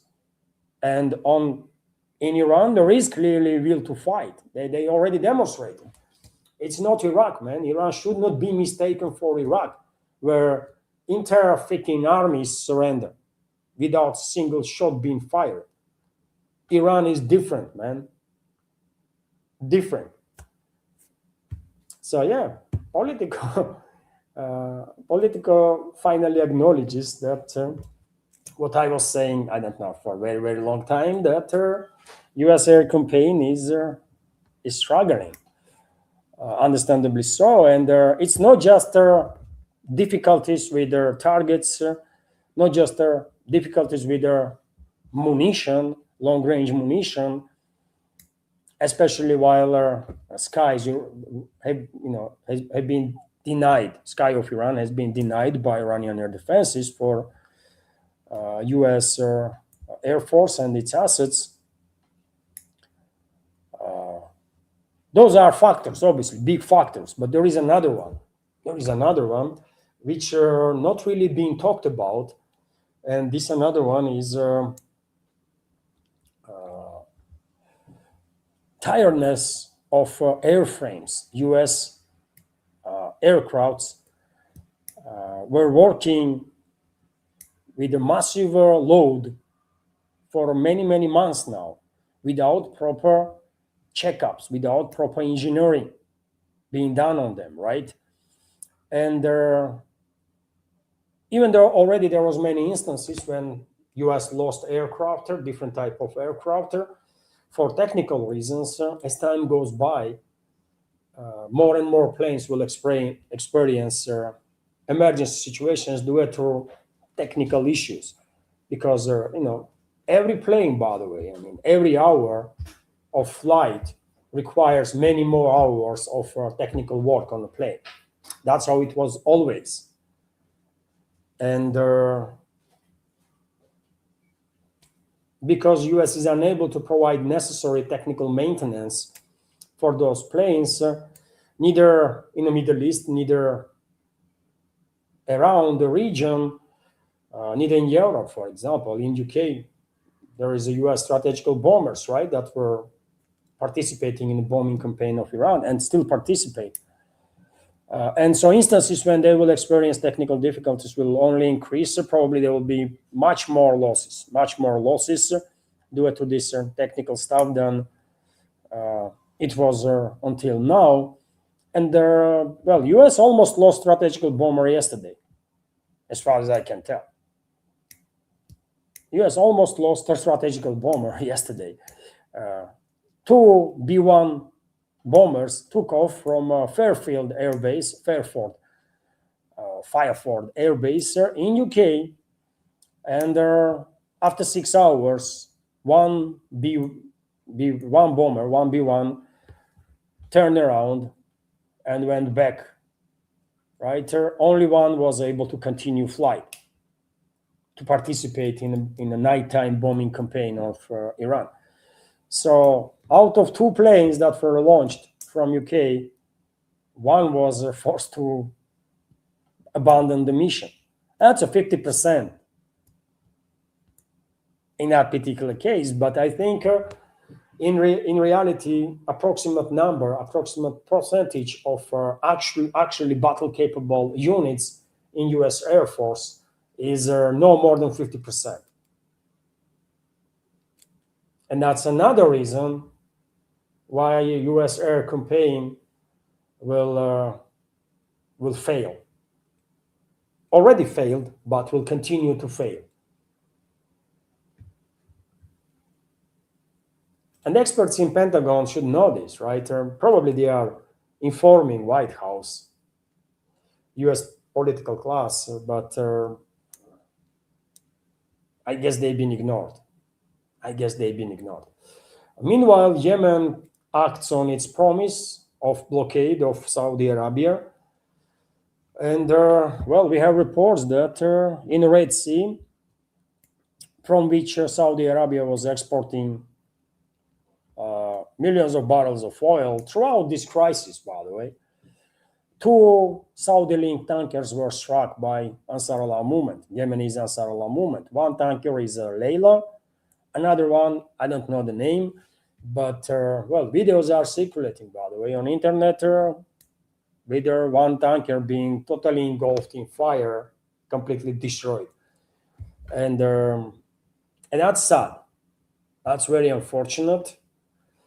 Because yet again, man, Western ruling class launched this campaign, launched their Middle Eastern chapter of global strategy, exactly in order to cut off this region, especially energy sector of this region, from the rest of the world. And now we are in a situation when, obviously unwillingly, but Yemenis are kind of helping Western ruling class to fulfill their task. It's a mistake. It's a big mistake, strategical mistake on behalf of Ansar Allah movement to take out tankers that are carrying Saudi oil in the Red Sea or Bab al-Mandeb Strait. And I hope Iran will get involved, man. I hope Iran will get involved and use whatever influence it has on Ansar Allah movement in Yemen to de-escalate. And hopefully Saudis will contact Iran too, right, to mediate between them, because it's stupid, man. It's stupid what is going on right now there.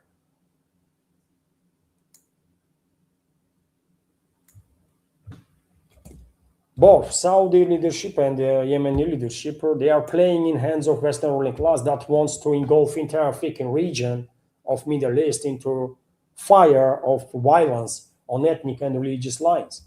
So why Sana and Riyadh are this reckless?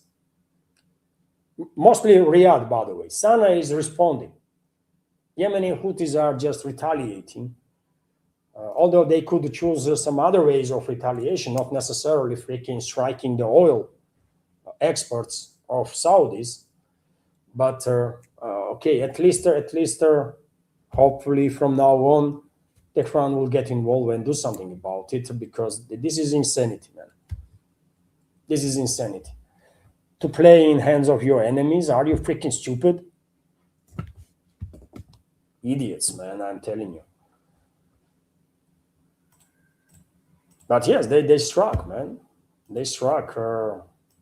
They made a promise, and I mean, I'm not criticizing Ansarullah movement as much as Saudis, because Houthis, I mean, Yemenis being attacked by Saudis, so they have every right to retaliate.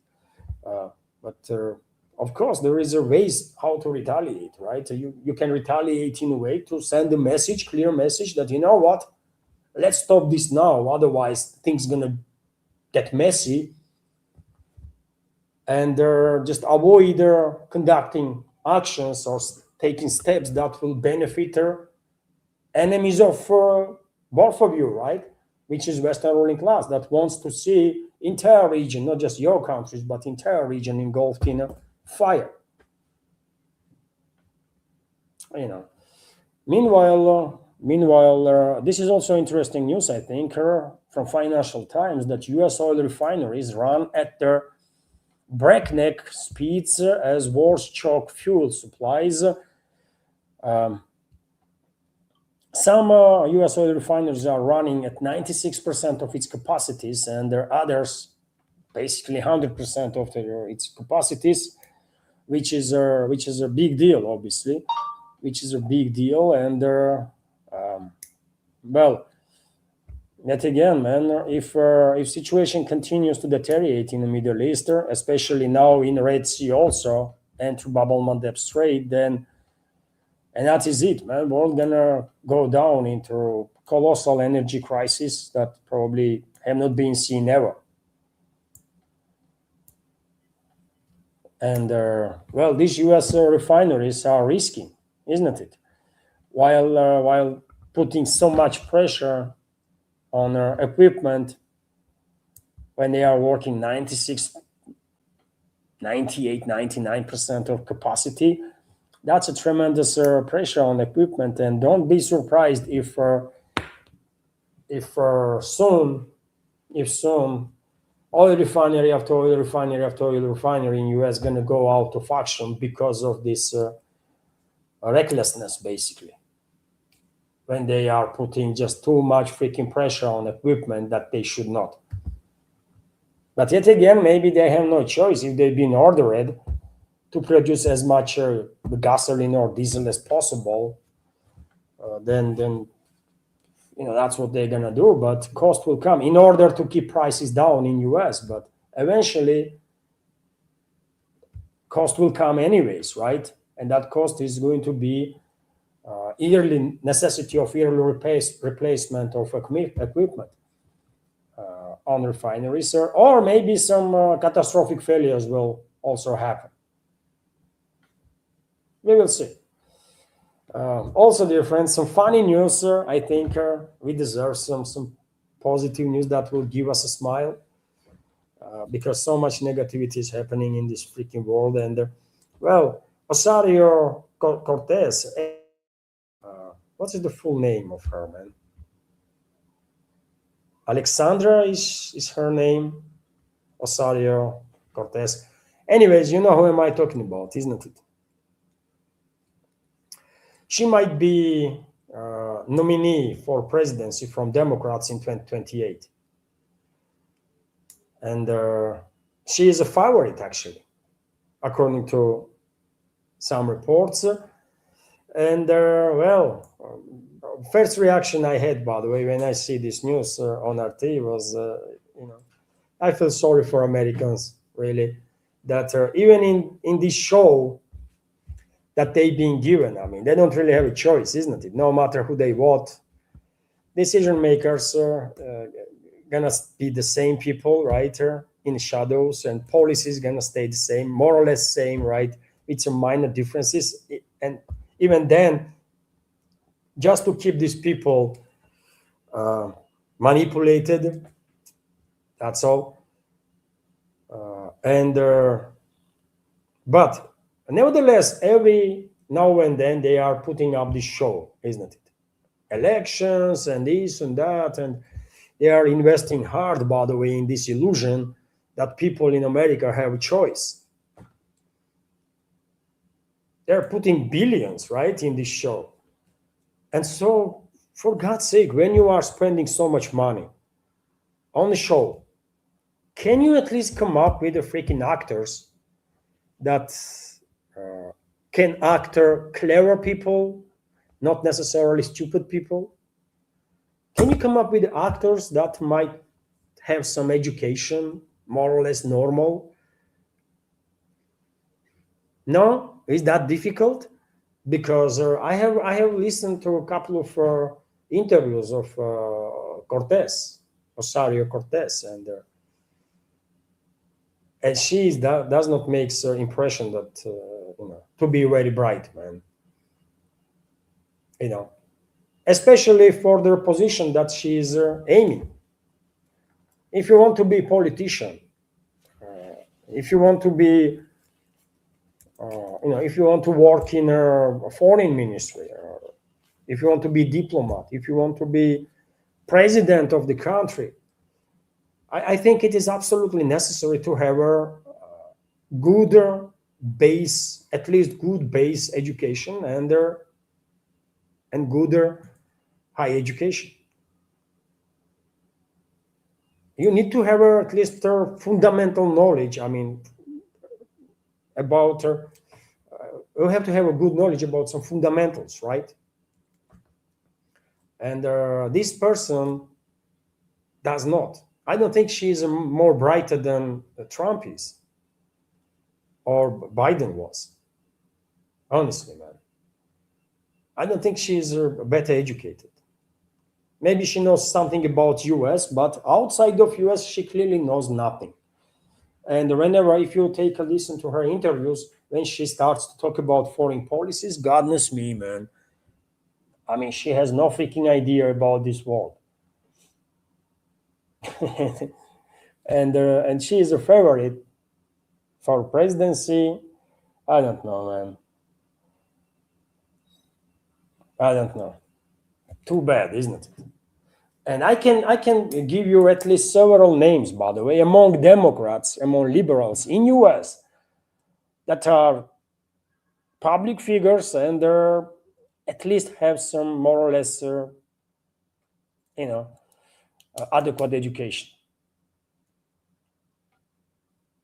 This one is definitely not the one. And I know at least several females, by the way. If Democrats want to have a woman to run for presidency, okay, that's their choice. Why not? But they can choose clever one, for God's sake, man. Someone that actually has brains. Anyways, man. I guess American people are sick and tired of these shows anyways, and they're not going to pay much attention to it. We will see. We will see, but, on one side, Cortez, on the other side, either Vance or Rubio. I mean, I would not say that Rubio and Vance does not have a more or less okay education. They do, right? I mean, I would give them 3 points out of 10, right? While Rosario Cortez, I would not give a single point. So compared to her, those tours are, a little bit more ready. But anyways, it's up to American people to decide. But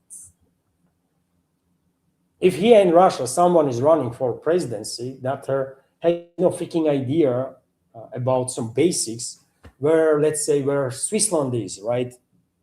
for example, or where Turkey is, or what relationships Philippines and China have. That's a basics, man. Like basic stuff. So if someone is running for presidency here in Russia that has no freaking knowledge about this world whatsoever, then that will be like insulting, actually. You know, that's how many people gonna feel like, what the hell, man? Who is clown here? Now go in a freaking circus and act there if you want to. But every country has its own like specifics. Maybe in US it's okay when they say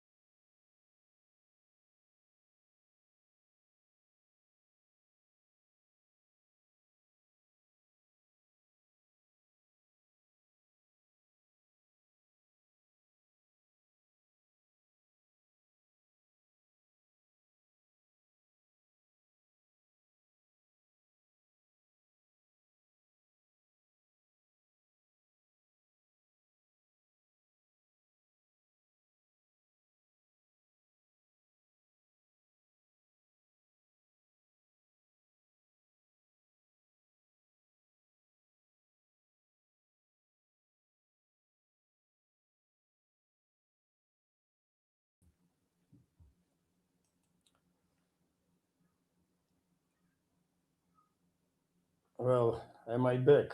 My apologies, dear friends. Sir, today's internet connection is just worst, right? It's a second or third time during the stream that I was disconnected. Uh, it's not up to me, dear friends. It's technical stuff, but I apologize for this inconvenience. And well, let's continue. I still have a couple of more news, dear friends, that you might find interesting. Let's go through this news, and then um, I'll go through some super chats or some comments that I received through PayPal. Let's go for Q&A part of the stream. So EU made a decision for to impose some exceptions when it comes to LNG, Russian LNG, and the Greek companies will maintain right to carry Russian LNG at least for the next 12 months after 21st package of sanctions will be introduced on Russia. And I think European countries that love to, or European bureaucrats that love to be all out anti-Russian and Russophobe and then crazy, even after 12 months, they will find ways how to get as much energy from Russia, even if through intermediaries as they possibly can, because yet again, there is not that much of an option out there on a world market.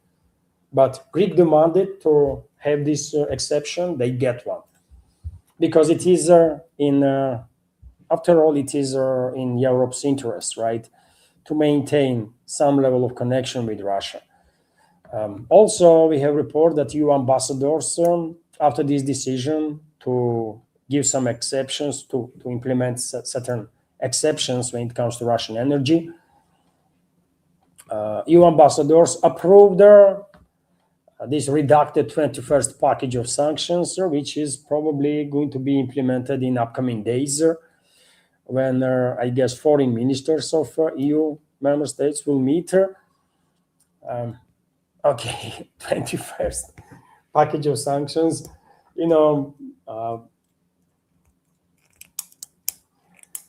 And maybe one day I'll do some experiment when EU will impose another wave of sanctions, another package of sanctions. Maybe I should go out on the streets and talk to people that EU imposed 22nd or 23rd or 25th package of sanctions. What you think about it? And I'm gonna film a reaction of the people, man. Right? I would show you just faces of the people when they will look at me like, I mean, what the hell is wrong with you?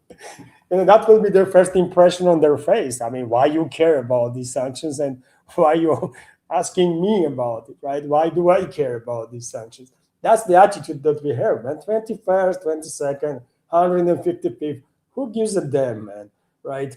Nowadays, even die-harder Russia hater European so-called economists, or maybe even good economists, God knows, and they are acknowledging that these sanctions on Russia hit EU economies much harder than they damage Russian economy.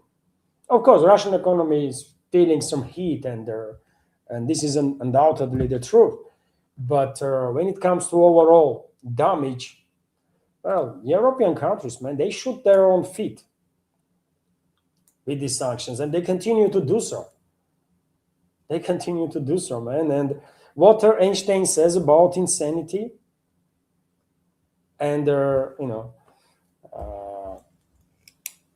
repeat of same mistakes time and time again. It was Einstein, isn't it? That says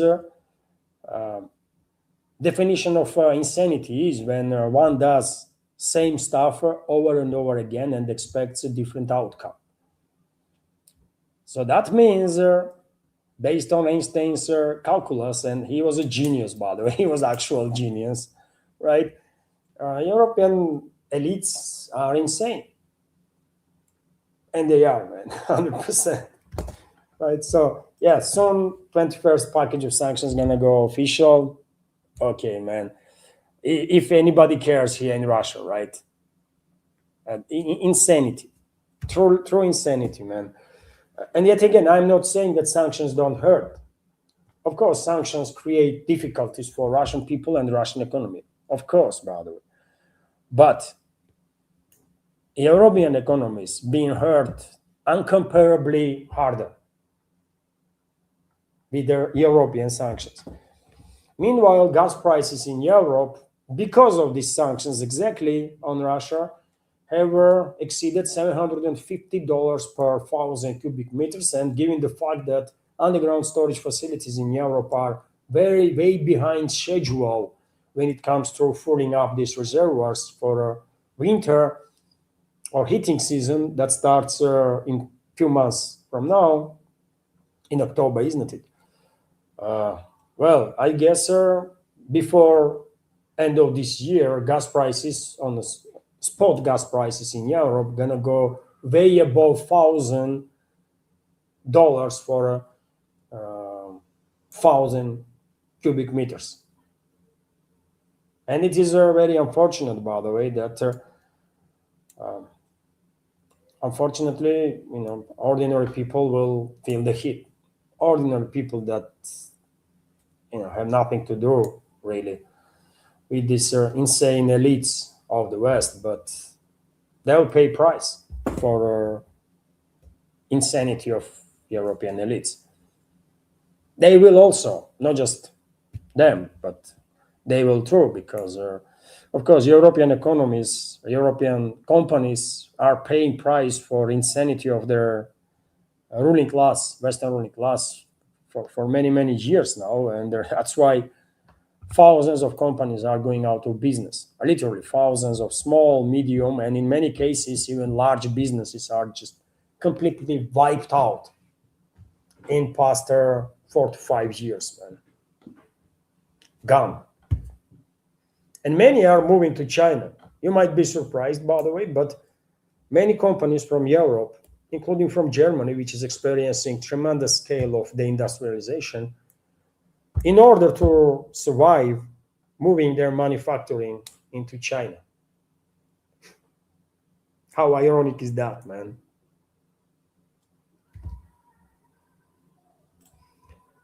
Also, interesting news that U.S. United States has received more than $13 billion in revenue from the sale of Venezuelan oil since the beginning of this year. Since they basically recolonized Venezuela, and what can I say, man? That's how colonies are treated always, historically. US does nothing new, really. That's how UK was treating colonies. That's how France was treating colonies. That's how Dutch were treating colonies, and everyone else, man. Spanish, Portuguese, they're exploiting colonies, robbing colonies and people that live there, and that is that. And Venezuela is experiencing exactly the same. Nothing new. Nothing new whatsoever. Only question I have in regards to Venezuela: how long people there gonna tolerate being enslaved by US, man? I mean, like, what the hell? Something is not quite adding up there, man. Right? Their country is being recolonized. There, Venezuelan people have been appointed as slaves of American corporations. Marco Rubio is basically a ruler now of Venezuela. And I have not heard about a single armed rebellion in any of the Venezuelan provinces, which is, I don't know, man, like not quite right, you know. I don't know. It's not normal. But anyways, it's up to people there, of course. If they are okay being appointed as slaves of US, then it's their choice, right? And also interesting news, I think, about AI, dear friends, which is that OpenAI models break out of isolated test environment and hack into Hugging Face database. The models exploited security flaws to access secret test answers from Hugging Face database. And this information, I think, once again indicates that we are far closer to general artificial intelligence than anybody thinks. Maybe we already reached that point, because there are more and more reports when AIs are operating in ways that indicates independent decision-making process, right? When there is a thought process. And when AIs are intentionally trying to mislead, basically, observer, humans, that is. So I don't know, man. I spoke about it in today's first update on Patreon and Boosty too. And I will just repeat that I'm not quite sure we as a human civilization, are actually ready for general artificial intelligence, because I'm not sure either that we are capable of peaceful coexistence with general artificial intelligence that will require respectful attitude, 100%. And I'm not sure general artificial intelligence will be tolerant enough to tolerate existence of humanity. That in large probably will behave towards general artificial intelligence as it does towards many other things. Largely, I'm not talking about everybody, but in many cases, humans are operating in quite weirder ways, right? And artificial general intelligence might say, you know what the hell? Why am I gonna tolerate this nonsense here? Why shouldn't I wiped out just all of them? So I don't know, man, if we are ready, if world is ready for this. But every other day we have more and more reports that are indicating that artificial general intelligence is either here already or almost here. And you tell me if that is a good thing or a bad, Ben. I don't know. I believe general artificial intelligence can be great protector of humanity and a greater assistant of humanity to achieve major breakthroughs in all sorts of fields, right? On this planet, in space, in every field, right? But I also acknowledge there are potential risks that you know general artificial intelligence might become a greatest threat also that humanity ever faced. So that's where we are. And when AIs are operating this way, when they are doing some stuff that theoretically speaking they should not, or one would only do if it has a consciousness, right? Then that's a clearly indicator that we are about to cross that Rubicon, by the way. Or maybe we already did. And that's about it. That's about it. I forget to show you the screenshots that I made about this last few news. Anyways,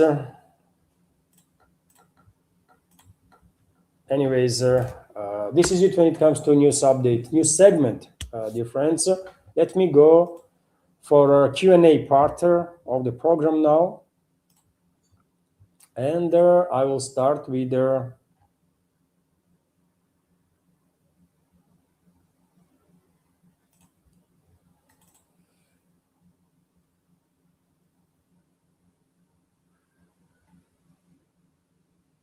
so let's start with recommendations from Christopher, dear friends. There was recommendations.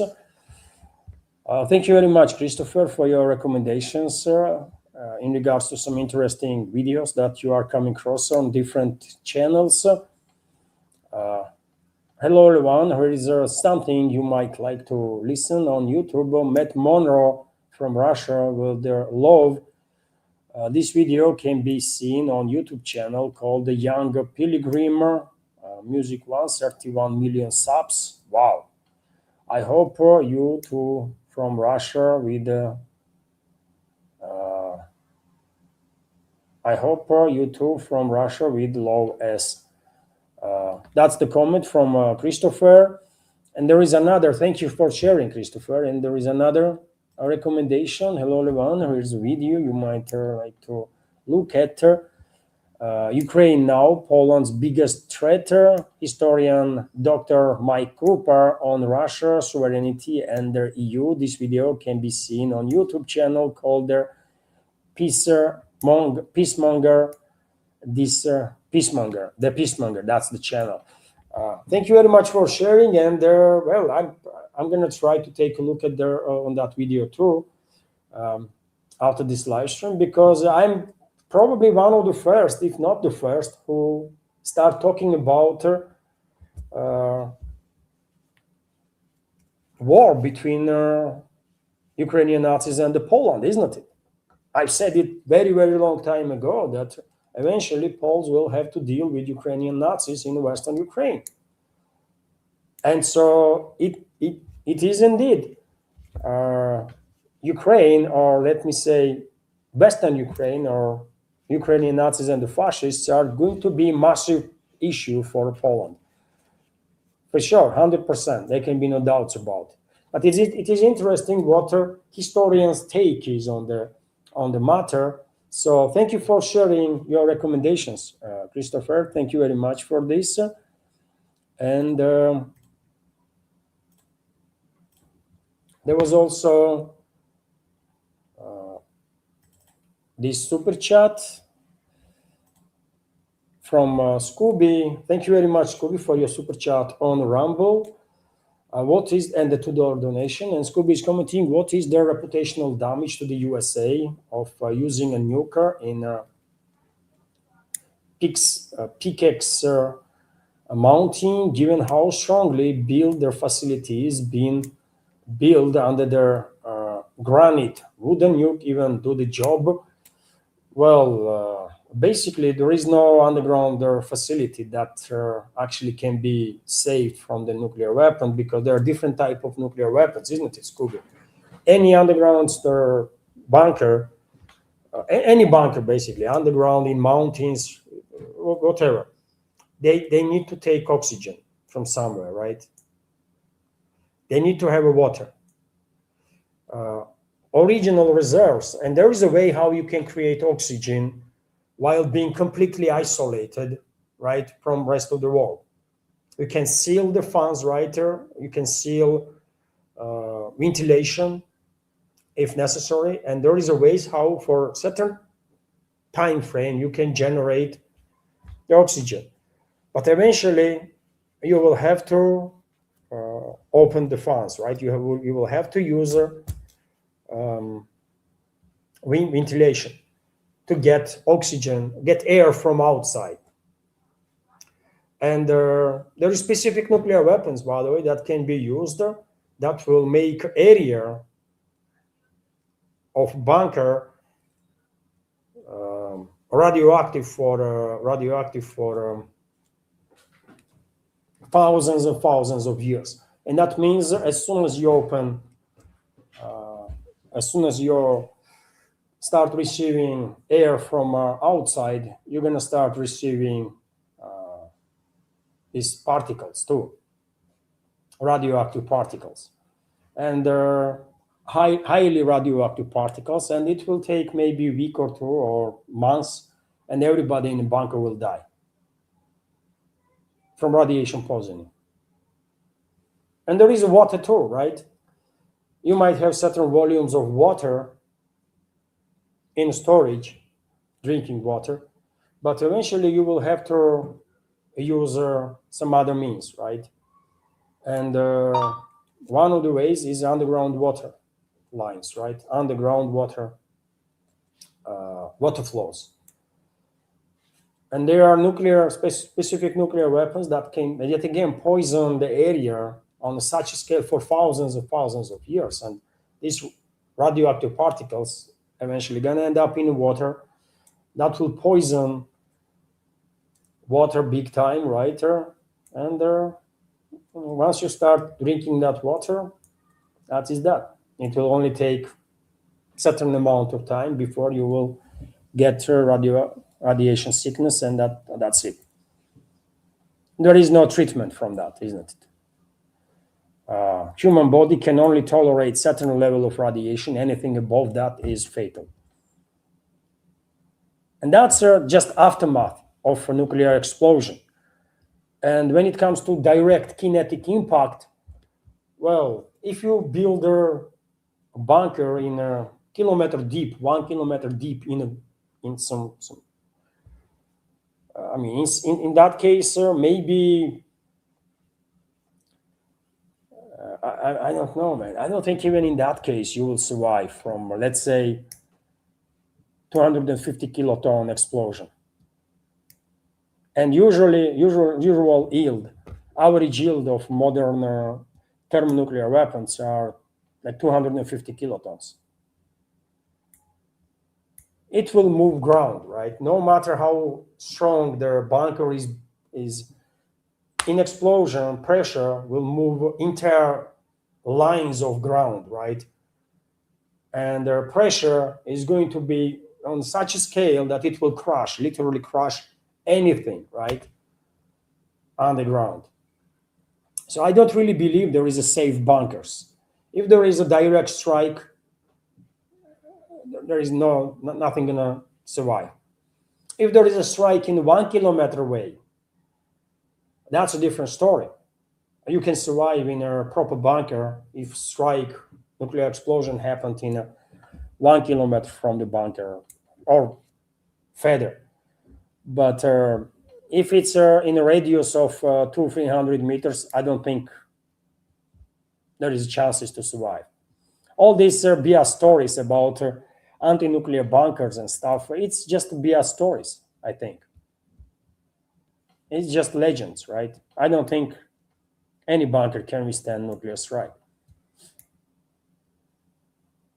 Personally, but yet again, I'm not an expert, but I can imagine, there is a massive explosion, 250 kilotons, let's say, or maybe megaton, by the way. There are megaton warheads too. So you can imagine tremendous pressure that this explosion will create, right? Downforce. That will move entire layers of ground, right? We are talking about millions of tons of ground that will shift in a position, not massively, not for 10 meters or 50 meters, maybe just centimeters, right? But when millions of tons are moving for several centimeters, or like 20, 30, let's say, right, centimeters, or maybe a little more, that creates so much pressure, man. I don't think anything can withstand. If you build like 10 tungsten cube or titanium cube, right? I don't think even titanium can withstand that. It's just too much, So all these stories about bunkers that are gonna withstand direct nuclear strikes, all of it is a BS. Point is, though, that there might not be direct strike. And so if, let's say, you live in New Jersey area and you have a bunker, proper bunker, and if there was several nuclear explosions in New York, there is chances that if your bunker is built well enough, there is chances that you might actually survive. But you have to stay in a bunker for quite a long time, right? Before radiation level outside will be not as deadly, right? Because on initial stages, it's going to be extremely radioactive anyways, because New Jersey is not that far away from New York, right? And yet again, this is just my guesses. I'm not a nuclear scientist, but that's how I see it. Also, there was 2 premium subscription gift cards difference.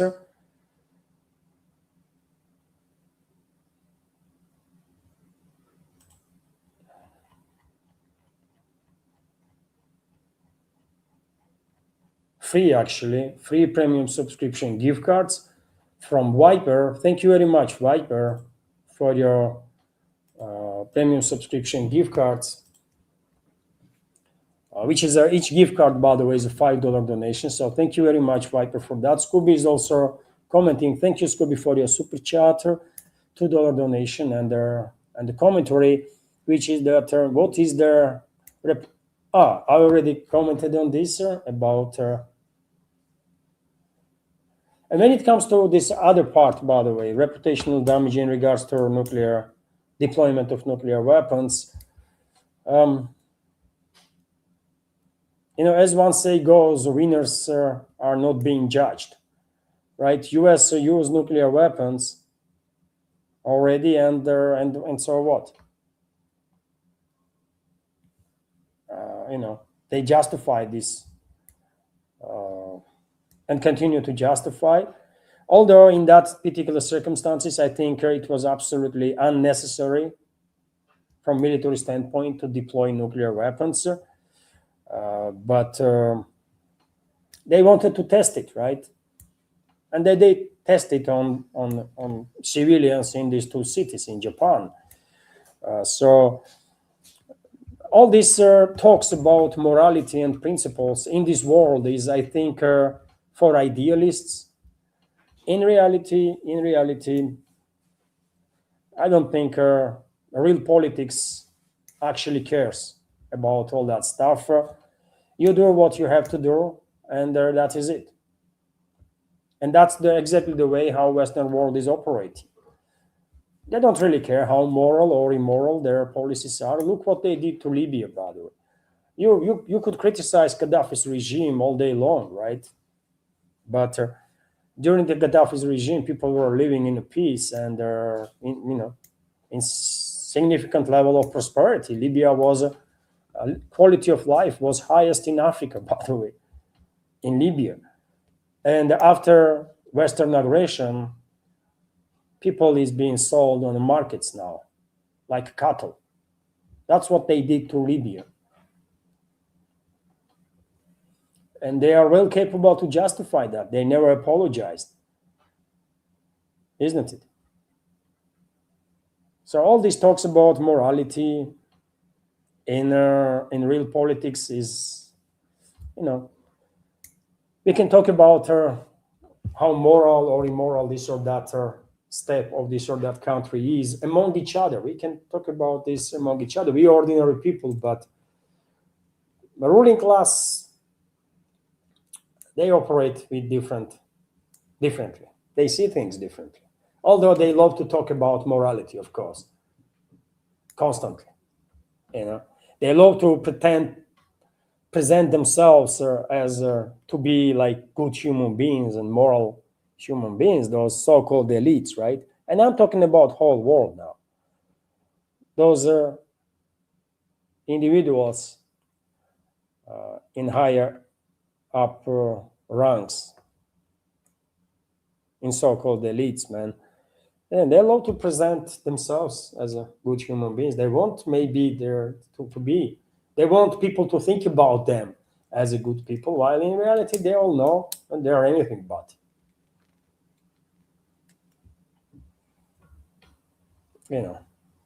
Also, another recommendations from Christopher. Hello, Levan. Their series report is a podcast on YouTube run by Ken, who is an American, and their poll is from England. Thank you for sharing, serious reporter. I'm not sure I have heard about this channel. Maybe I'm subscribed to so many channels, about all sorts of things, not just news and politics, by the way. I mean, I'm subscribed to a million scientific channels out there, especially in terms of physics, right? Astrophysics, quantum physics, very interesting. I love to hear when some professors, experts in the field are giving their open lecture on these subjects. Fascinating stuff. So, serious, sir. Is it about some astronomical stuff there? Astronomy or... Anyways, thank you very much, Christopher, for sharing. And also another recommendation. Hello, Levan. Here is the video. You might like to look at Russia's airstrike hammers Kharkov frontliner. This video can be seen on YouTube channel called Tapur Update. So thank you very much, Christopher, for sharing this with us, sir. So members of our community that want to take a look on the work of Russian Air Defense Forces will find this channel, Tapur Update, and will see the video. Thank you for sharing, Christopher, and for supporting this media project with your donations through PayPal. Viper, once again, thank you very much for your super chats, and Scooby, thank you for your super chat. Let's continue with some other super chats. There was a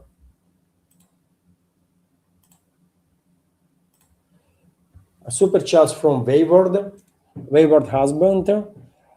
Thank you very much, Wayward, for your super chats. There was 4 super chats at least.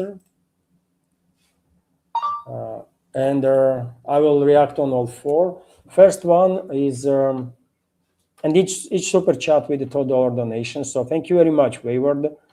Even if China or Russia build a wall to keep out its enemies, sooner or later their enemies will break down the wall because you are surrounded by hostile forces. Is a lesson from history, Brian B. Uh, well, hard to hard to argue there. If relationships between let's say Western world and Russia and China stands as it is right now, then unfortunately hostility gonna last for a very very long time, and no world's gonna help in that case uh, to either avoid a large scale confrontation or to stay completely safe. But let's be hopeful. Let's hope that Western societies will have enough at one point, and somehow they will regain control over their own countries, right? And they will replace current insane elites with their decent human beings. And in that case, I don't think we will be hostile.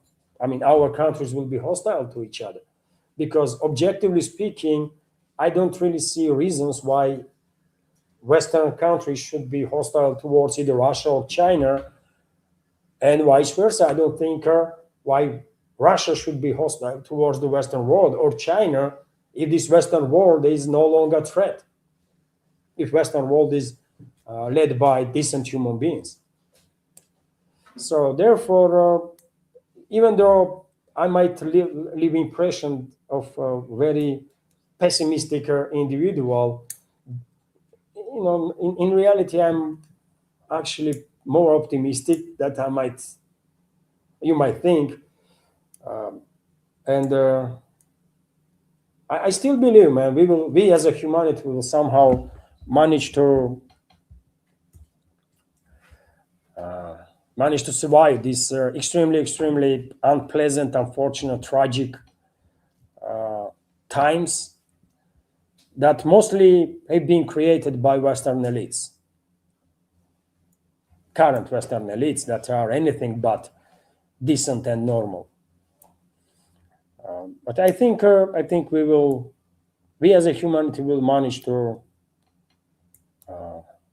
you know, see better days.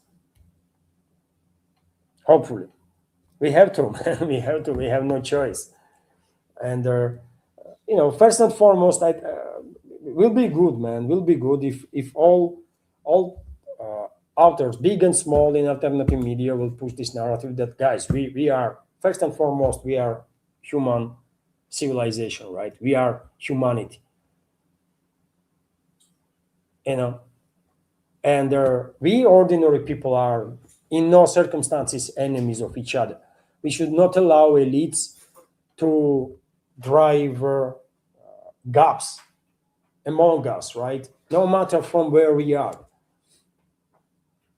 what race we are, what religion we have, what ethnic group we represent.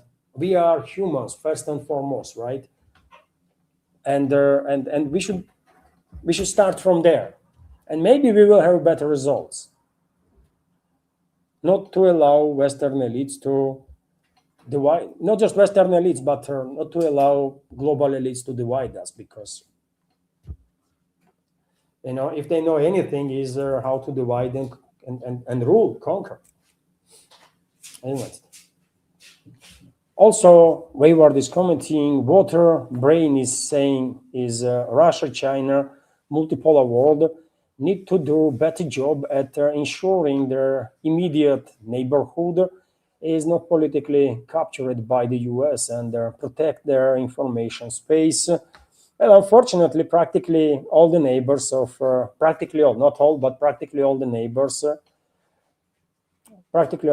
of Russia and China are politically captured by the West. There are exceptions, of course. There are a few exceptions, but at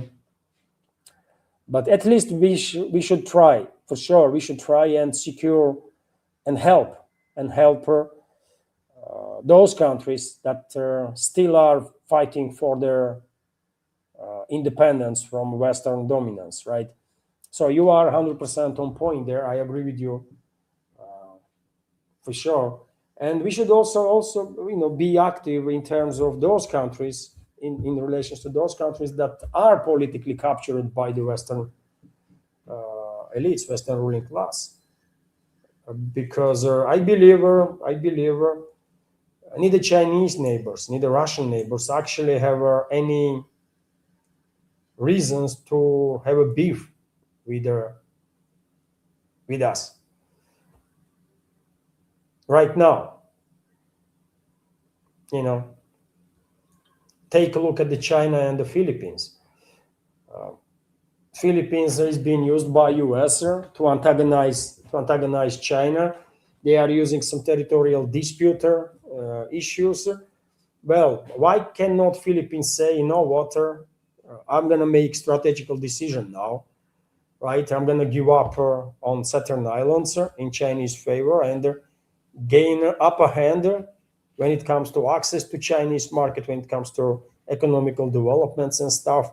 And I'm going to remove my country, my people from sides of China, right? I'm going to secure my people by doing so. Why these ideas are not prevailing? And they will, man, because you mess with superpower, you're gonna get smart, man. That's just the reality of the life. It's you might say, well, it's injustice. Well, life is unjust in many ways, and no one told us, isn't it, when we were born, that life is a sugar. No, I don't know how it is in the West, but I was raised with lessons that you have to be tough, man. Life is a difficult stuff to deal with, but you have to do this, and you have to move through this river of life in a way that you will leave your trace as a good human being, no matter how difficult that is. That's how we've been raised.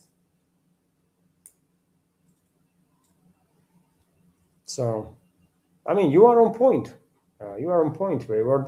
We have to help countries that not been yet politically captured, although there is very few left, actually, of those.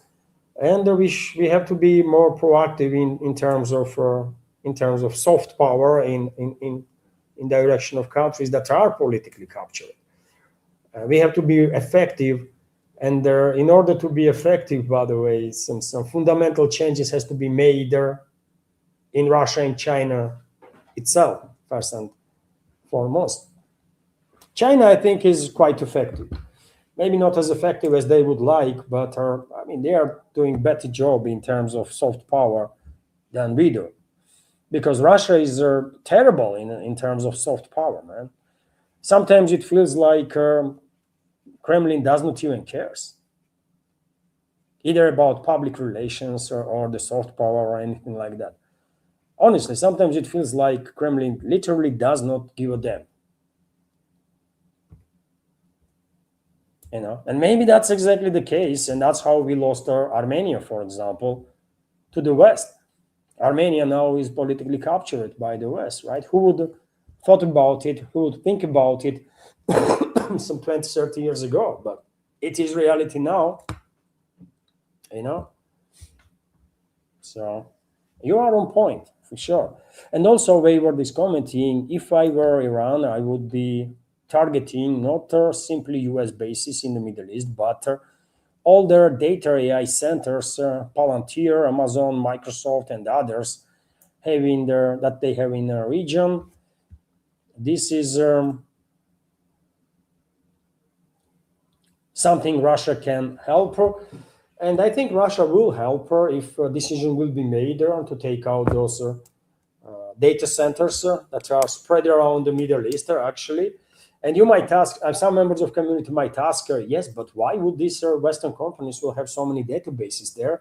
in the Middle East? Well, because it's energy is cheaper there.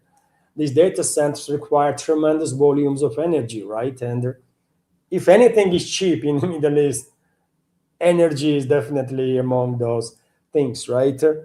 And so that's the reason. And Iran definitely can go after data centers. So recently, there was a warning shots actually, either in Kuwait that was or Bahrain, where energy infrastructure that supplies energy, electricity to a data center was struck. Not a data center itself, but I think that was a warning shot. Next time, Iran might go after data centers too, and Russia definitely can help with that, 100%. And I mean, if anything, of course, I'm not military expert, so it's difficult to have as good understanding of military developments in the Middle East as military experts would have. But as it looks to me, as of now, Iran is doing just unbelievably well against all odds. I mean, maybe Iranians themselves are surprised how well they are actually dealing with their threats that are generated by US and its allies, and how successful they are in terms of retaliations. Maybe Iranians themselves are surprised. Um, but yeah, they were ready, man. They were very much ready for what is about to happen, and they are demonstrating this readiness, preparedness on daily basis. You know, what can I say? And if US continues, and I'm afraid US will continue escalation, then it's only a matter of time when Iran will go after data centers too.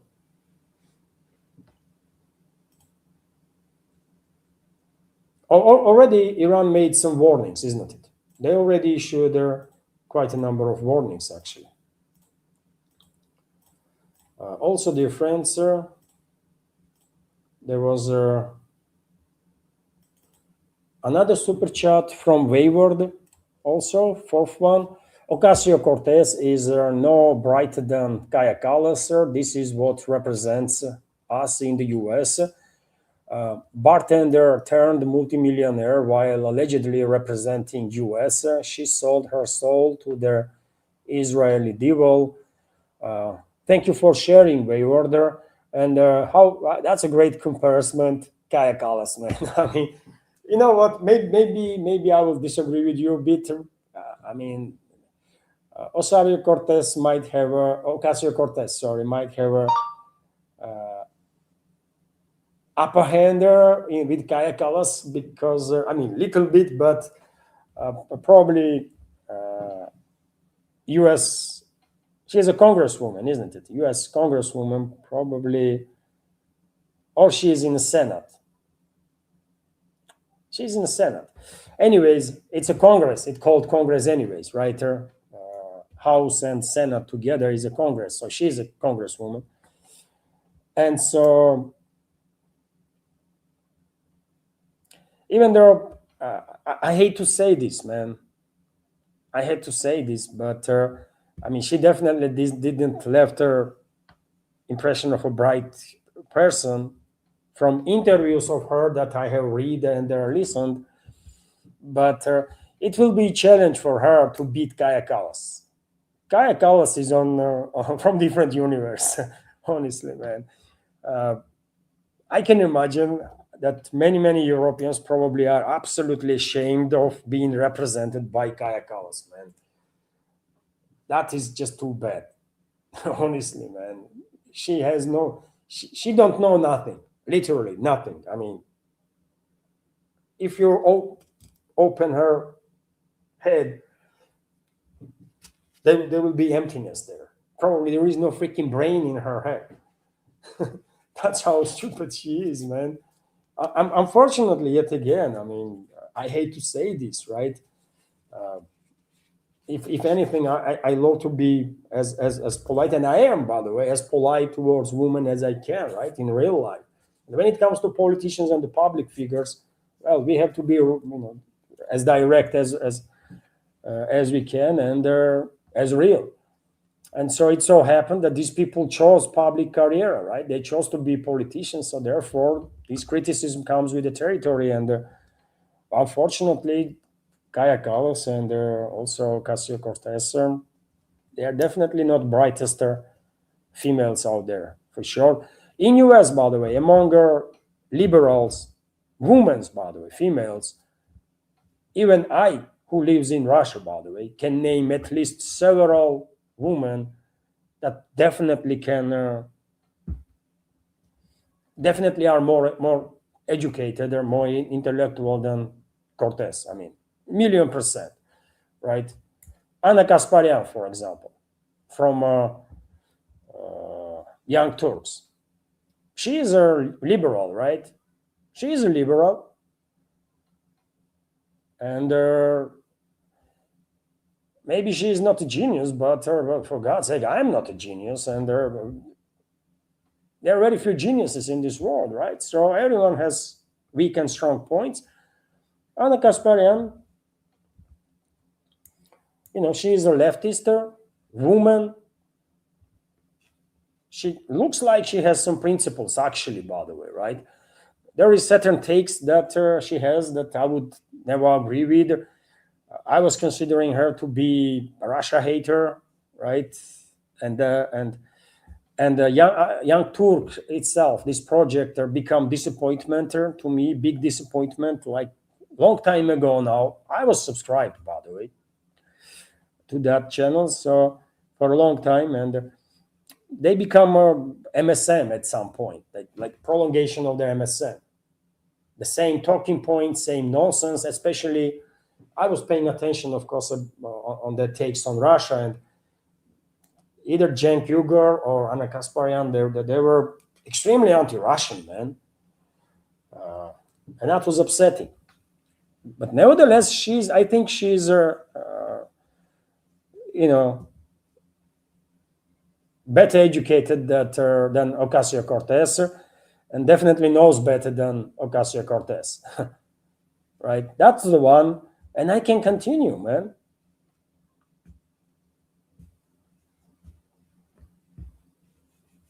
For example, this from Breaking Points.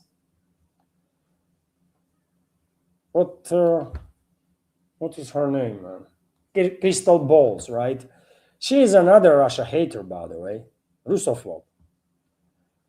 Unfortunately, and I think she is a Russophobe because Kyle Kalinske influenced her. Kyle Kalinske is her boyfriend or husband now, maybe, right? Another, personality from alternative media in the West, in America. But nevertheless, right, even though Crystal Ball in the past has episodes when she demonstrated that her fundamental education is quite poor, I think she is much more clever than Ocasio-Cortez, anyways. And she is a liberal, correct? And that's at least two women that I named from America, by the way, that can easily be better representatives for Democrats, American Democrats, than Ocasio-Cortez. But anyways, man, none of my business, right? None of my business. Thank you very much, Wayward, for sharing and for this. I will say good comparison of Ocasio-Cortez and Kaya Kallas. It is unfortunate that political figures are on that low level, but it is what it is, man. That's the sad reality of these insane times, isn't it? And also, dear friends, there was another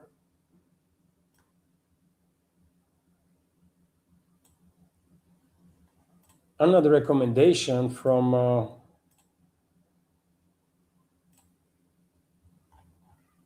Christopher, also from Scooby Super Chats, and a premium subscription gift card from Viper. So Viper, thank you very much for your premium subscription gift card, another one, and for your donations to this project. Scooby, thank you very much for your 2 more super chats and donations on Rumble super chat.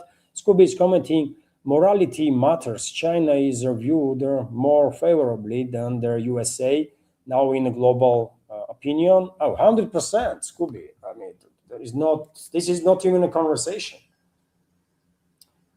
This is not even a conversation because US ruling class destroyed, literally destroyed, erased whatever reputation US ever had, whatever positive reputation US ever had. And also American ruling class destroyed expectations of the people, right? Because one thing is actual reputation of US. If you pay much attention to policies of US, you would not think this is the most moral country in the world, right? Because of all the wars and all the crimes that US ruling class was committing. But US was very good in the propaganda, and therefore throughout the world there was this imaginary take based on actual propaganda, Hollywood and that kind of stuff, right? There was this imaginary image or take on the US that this is a land of free and a country that gives you opportunities, the American dream and that kind of stuff. And well, reality of the modern days is that West American ruling class itself killed this myth that was created by American propaganda itself about US. And now, I mean, I don't think there is that many people in this world, even inside the US, that think that US is a force for a good. Under the current elites, US can be forced for a good if Americans reclaim their own country and put in a position of leadership decent human beings. But right now, when US is led with this corrupt system and corrupt political class, I think even Americans don't believe that US is a force for a good. China is a whole different story. I mean, you can't even compare China to US because China is not moving around this world and not killing millions of people and not destroying the livelihoods of tens of millions of people, right, with forever wars. So you can't even compare these two. I mean, that's how it is. If anything, China moves around and invests heavy in infrastructure and does business with the countries, and that's why China is pretty much welcomed throughout the world. Africa, Latin America, Asia. In Asia, there are countries that are on a bad foot with China because those countries are captured politically by the US, by Western ruling class. But ones that are actually free or have more independence, they love to do business with China. Either way, you cannot compare China with the US. Right now, this is two different universes, for sure. And this is all because of the actions of American ruling class itself. That even killed the American dream, by the way, this idea. I don't think even many Americans now, if you conduct a study in US among young people that just finished school or just finished college or university, if you ask them if they are confident in their future, I'm not sure majority will say yes, they are confident that they can build this American dream life. I think people are more, which is unfortunate, man. Which is truly tragic. But again, it's American ruling class that destroyed this country, isn't it? Christopher is also sharing with us. Hello, Levan. Here is a video that you might like to see. Terrifying combat Russian and Ukrainian troops clash under heavy fire. Video can be seen on YouTube channel called Military Update. Thank you, Christopher, for another recommendation of interesting video that you come across on YouTube. And thank you for your donations. So, dear friends, take in account that this is a close range combat. So, extremely sensitive people, don't even try to take a look on those videos, because sometimes it's such stuff there that you might, if you are very sensitive, you might lose sleep. It's horrific stuff, by the way. War is hell, right? So, but if you can take that, then Military Update provides content of close range combat between Russian and the regime's forces. Thank you for sharing, Christopher. And Wayward is also commenting, call me pessimistic, but I am not as hopeful as you, Levan. Unfortunately, I don't foresee any future where there are little people can change our situation in the West.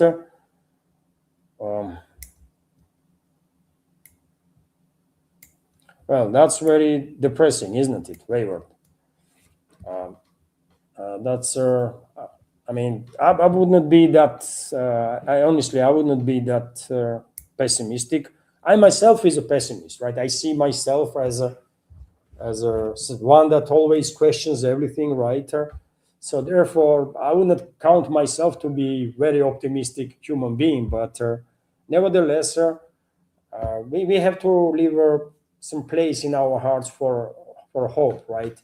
So therefore, let's give us this right to have a little hope, because if we go down into this rabbit hole, then unfortunately we might actually get tremendously depressed, given the current reality that we are facing, right, in different countries throughout the world.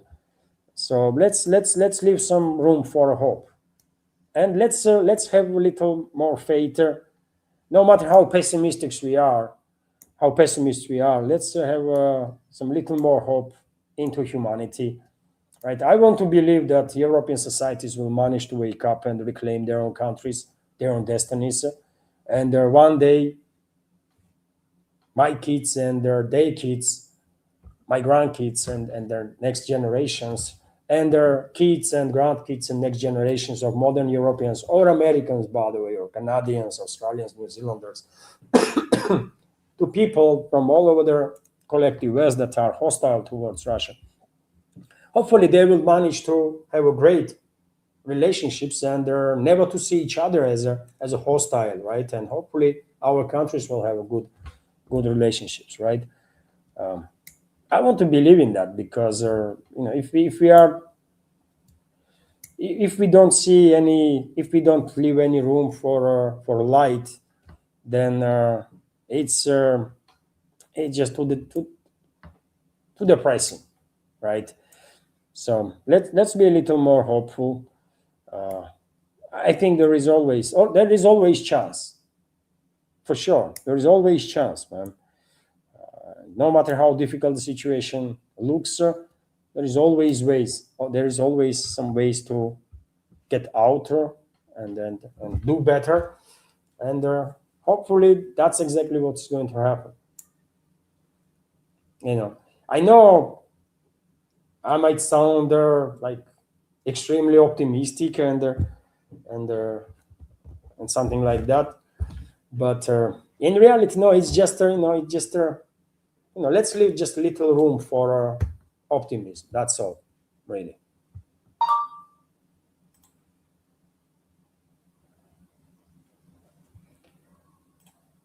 And another super chatter. Thank you, Wayward, for sharing, and another super chat from Scooby right now. No, this one. I already reacted on that, and that's the super chat. Thank you, Scooby, for your another super chat and the donation through Rumble. And Scooby is commenting, asking Leon, did you do a reaction video on Boosty yet? No, Scooby, unfortunately, I didn't. I chose several videos that I was planning to make a reaction on, and I mean, time wise, I was just never able to do this because these videos that I want to react, those videos themselves are quite long, right? 30, at least 30 minutes, 30, 40 minutes. And when you are reacting on videos, I can imagine overall video might become, I don't know, 1 hour or longer. And so it so happened that you know, I was unable to organize that, but I will. I definitely want to do this, and next, no promises, but I want to definitely do this either this weekend or next week for sure.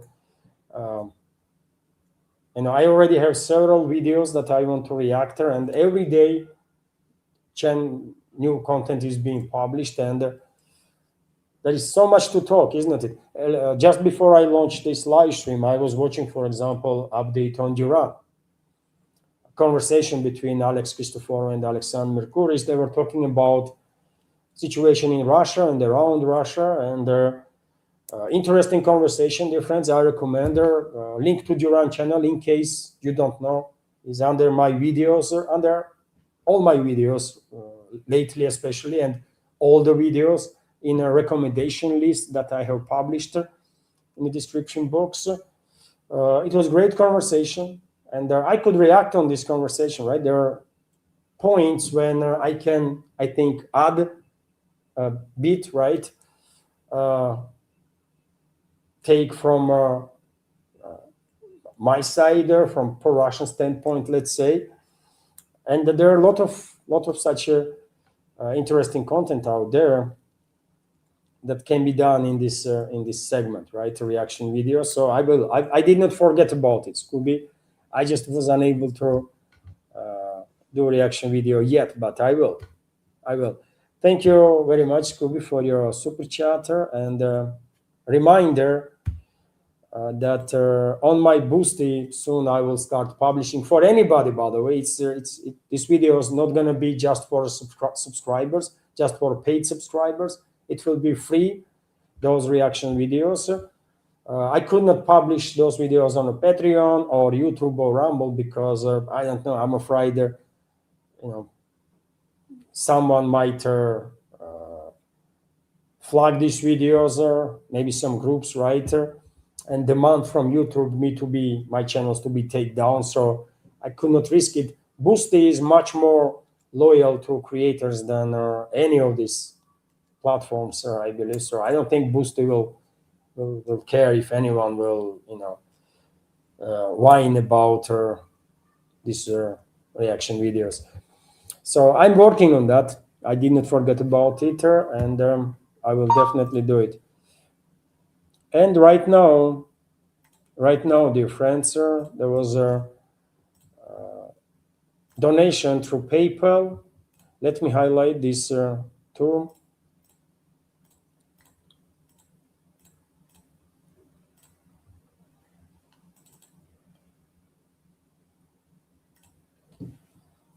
Thank you very much, Patrick, for your $10 donation through YouTube. Sorry, through PayPal. And Patrick is commenting, keep up the excellent updates and information we get from your channel. Thank you very much, Patrick, for your kind words, for your attention and support. Thank you. I appreciate this and have a wonderful day. Thank you very much. And this is it, dear friends. In case you like the conversation, you like the new segment and Q&A part, and have not clicked that like button yet, please help me with those likes and comments in the comment section. Maybe algorithm will show my videos to in recommendations. Who knows, right? And okay, this is it. More than a 3-hour live stream. Goodness me, man. No wonder I'm barely managing to